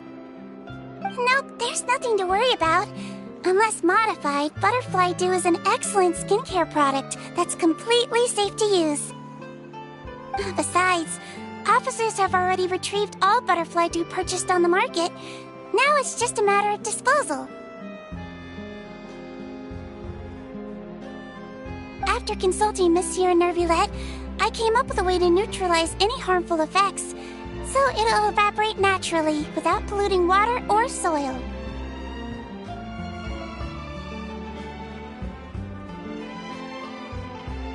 Wow, it's Sigweinne to the rescue again! Thank you for serving as our consultant, head nurse. All the butterfly dew we recovered has been disposed of, according to your instructions. Great! Good job, everyone! Also, you mentioned you wanted a copy of Rawat's interrogation records. Well, technically, Potton's records. Anyway, I have them with me. Here. After he saw his mother for the last time, it was like all his mental defenses came crashing down. He put up no resistance during the interrogation, and answered all our questions. We learned a lot. Apparently, the formula was something he discovered by chance while helping the criminal gang produce synth. Later, he came up with the idea to dilute it and use the resulting substance as a skincare product. Their supplier was Vache, but you could also argue that they were the ones doing him a favor. His operation helped Vache's gang dispose of an enormous amount of evidence. It made for a seamless collaboration. One man's trash was another man's treasure, and there were no loose ends. It's no wonder we never noticed what Potton's gang was up to. Vache again, huh? Is there still no end to the harm he caused? Make no mistake. The crimes of Vache and his accomplices will come to an end. It's only a matter of time. Since the flood cut off their supply of primordial seawater, they've been forced to resort to riskier methods, like using their private reserve to attack people on the street. Naturally, those attempts all ended in failure. After receiving numerous reports, we were able to zero in on the gang and eventually round them up. That sounds more like it. Based on what he told us in his confession, we pretty much had him backed into a corner. even though he made a point of distancing himself from the gang while disguised as Rawat. He tried to throw us off his tail by reporting his accomplices, giving him enough time to transform back into Potton and see his mother one last time. But there was one thing he hadn't anticipated. Even though Potton had been missing for a long time, we were very much still on the lookout for him. So, the moment he appeared in public after changing back to his original appearance, we caught him. So he tried this once before, huh? Guess he really did want his mother to see him again. But in the end... Looking at the interrogation records, it seems like he spent the first sum of money he earned as Rawat on his mother's treatment. Yes, which is why I suspect that his initial motive for using the potion was not personal greed, but a desire to become somebody who had the power to save her. Even so, he went too far. In the end, he got what he deserved. I understand. Thank you for bringing me these records. Why did you want them anyway? Potton was one of my patients, so I need to put together a medical file for him. My teacher always stressed that a person's life experiences are just as important to their file as their medical history. Why are you still treating him like your patient? Isn't he kind of beyond redemption now? That may be true, but a patient is a patient, regardless of the choices that bring them to my care. One last thing, head nurse. Please keep everything you know about this potion a secret. It would be for the best if most of Fontaine knows nothing of its existence. I know my fellow officers and I will be able to sleep easier if that's the case. Of course, not to worry. Thank you for understanding. I'll take my leave then. So, Sigweinne, did you really use that potion yourself? Why do you sound so surprised, Paimon? I told you all about it. It was quite a while ago now. You mean that story about the witch and the potion? So it was really, actually, genuinely a true story? Yes, it really, actually, genuinely was. But...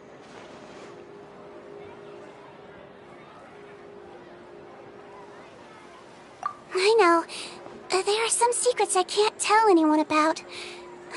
But considering everything we've been through together, I know I can trust you with them. Before I tell you, though, could you follow me somewhere? I want to pay my respects to an old friend. Of course!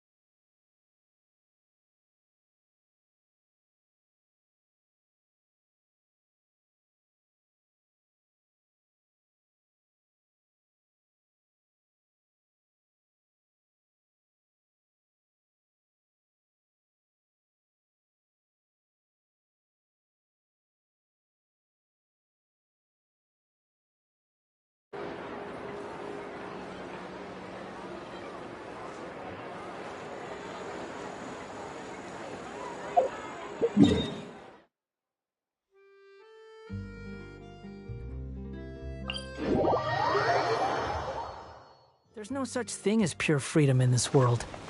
Even the wind cannot blow on forever.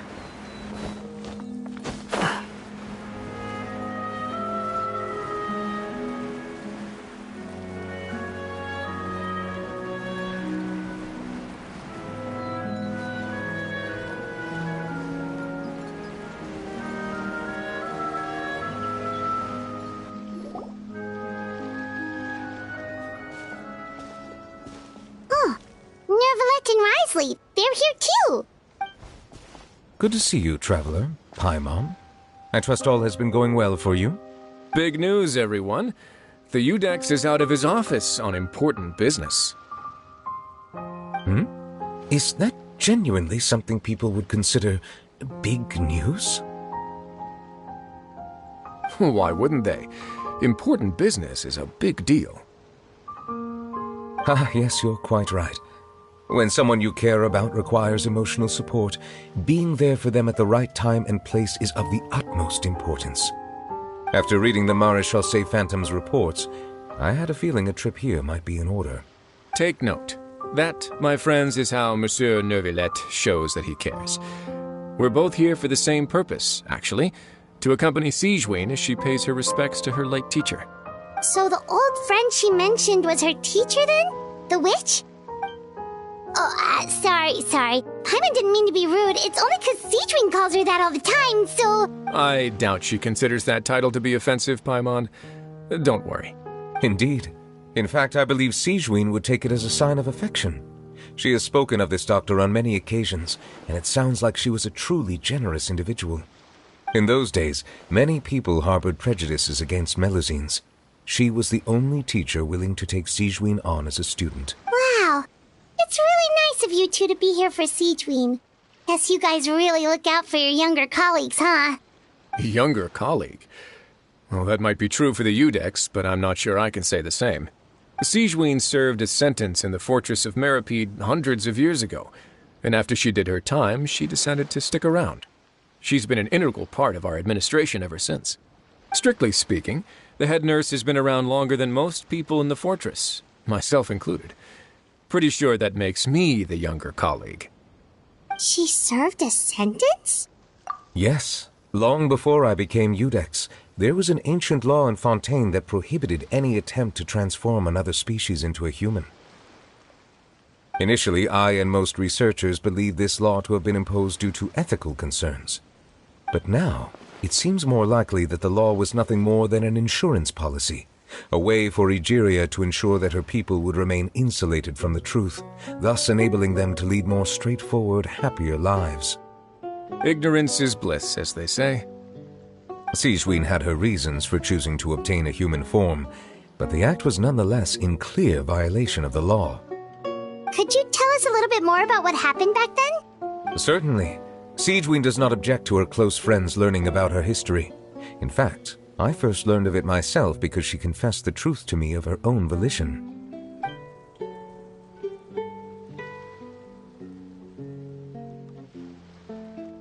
Even with their daughter so ill, they kicked you out? Stubborn as always. And prejudice isn't a disease I can cure either. Shame that I don't have the energy to get over there. You're laughable, you old witch.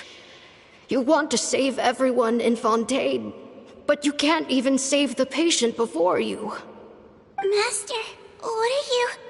I discovered a strange disease, one I suspect that every Fontainian suffers from. But without witnesses or proof, no one will believe me. I had no choice but to experiment on myself to find a cure, but I hit a wall.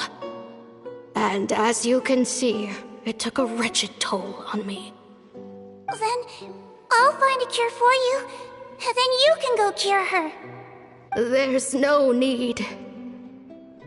I am beyond saving now. There's nothing you can do. But, Master... As I said before, a doctor's duty is to treat whatever ailments they can. I know, but they don't trust me at all.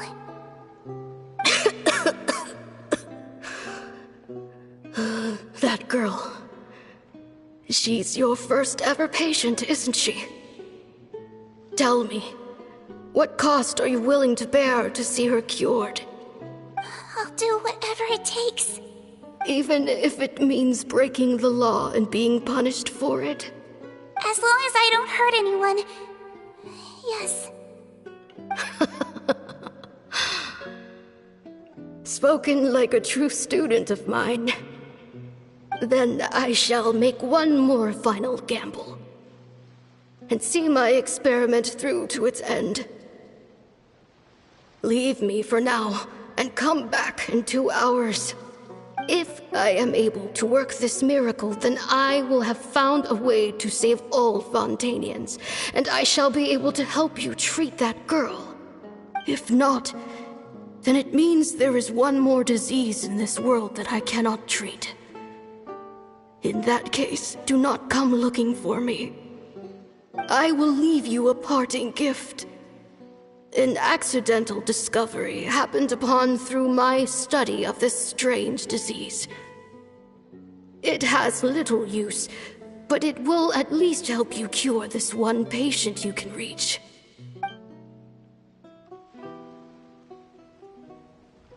When Sigweinne returned, the miracle had not occurred. She found a potion bottle and a note on the table. After using the potion as instructed, she gained her current form, breaking Fontaine's law in the process. And after I had confirmed the veracity of the events, I gave my verdict. So that's what happened. I fear Sigweinne only understood the full story after the truth about the dissolution of Fontanians was uncovered.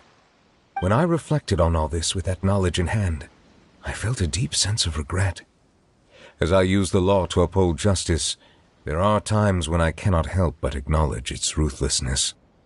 After the final details of the events surrounding Sigweinne's transformation came to light, I checked several sources and, thankfully, the legal code does not require Sigweinne to shoulder any additional punishment.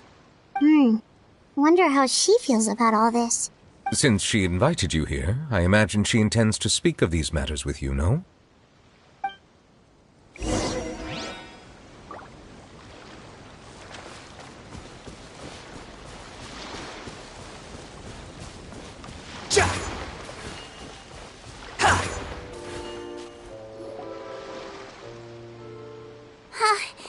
You're here. The old friend I mentioned was my teacher. When she passed, her body was nowhere to be found. All that's left of her is an empty tomb. And even that's deep underwater now. Sigweinne, the witch who gave you the magic potion, she was your teacher, wasn't she? Sounds like Monsieur Neuvillette filled you in. After learning the truth, it must have been hard to process, huh? Well, to be honest, after I realized what really happened that night, my first thought was that it kind of made sense. It seemed exactly like the sort of thing she would do. But she was planning to sacrifice herself and never told you. That's just who she was. If lying is what it took to get a kid to take their medicine, then that's what she'd do. Alright, but why did you turn yourself in? I broke the law, simple as that. My teacher made her choice, and I made mine. True. It's just, the way Patton framed it when he was asking you all those questions, it made Paimon really mad. You're not like him at all, and everything Neuvillette said confirms that. And yet, you were still convicted and thrown in prison. It just feels so unfair. Unfair? I happen to think just the opposite. If I hadn't served that time, I'm not sure I would have been able to stay strong when he was questioning me. What makes you say that? I knew you'd be curious. Let me tell you a story. The verdict came down. This Melusine is guilty. The Iudex defended the authority of Fontaine law, But he did not confiscate the Melizine's medical kit. And so, the Fortress of Meripede gained a new little doctor. She still wore her hood and raincoat, even though it never rained in the fortress. Perhaps thanks to her human appearance, no one refused her treatment. She treated more and more patients, and her sentence grew ever shorter. Finally, the people of the fortress could not live without her, and though her sentence ended, she did not leave them either. Then one day, she received an invitation from the outside world. The location seemed familiar, and when she arrived, an old lady was waiting for her. She saw right through the Melizine's disguise, but didn't reveal it. Instead, she asked a question. Tell me, why do you think you gained the respect of so many people, despite being a Melizine? Because I look like a human? It's been 50 years, Sigweinne, and you haven't aged a day. I think everyone knows you are not human. I finally found you, after all these years. I still remember, you know. It was you who saved me that night. But how? I was no longer a Melizine by then. Does it really matter if you're human or Melizine? I remember the warmth of your palm. It's quite unmistakable. And you know what? It hasn't changed one bit. You don't have to hide anymore, Sigweinne. These days, everyone wants to make friends with Melizines. And I think that it's all because of you. I'm sorry I couldn't say this until now, but thank you, Dr. Melizine. Now that's an ending Paimon can get behind. After hearing everything Potten said, I wanted to tell him that it didn't matter who he looked like on the outside. But it was too late. The warmth in his palm had already disappeared. I tried to treat him, but the roots of his problem had nothing to do with his face. I understand. Thanks, you two. I appreciate you being here for me while I talk this through. Oh, it's nothing. Our pleasure. Oh, there's one more reason I invited you here. It's about time I finally give you what I promised. In order to restore the appearances of the face-swapping victims, the Marashose Phantom gave me special permission to make a few bottles of that potion. And I made one extra just for you two. We don't need it though. Shouldn't we destroy it? Well, even if you chose to destroy it, I still thought I should give it to you first. You two did so much for me. How could I break my promise? Well, fair enough, but anyway, Paimon's definitely not interested in this stuff anymore. Still, if this is the very last bottle in all of Teyvat, getting rid of it would feel like kind of a waste. Maybe we can give it a special meaning somehow. Oh, Paimon's got it! Melizine physiology wasn't affected by the Great Flood, right? So that means the potion should have a permanent effect on you. In that case, what do you say, Sigweinne? Ever thought about transforming back to the way you used to look? After all, from a Melizine point of view, Paimon bets Melizines look the cutest of all.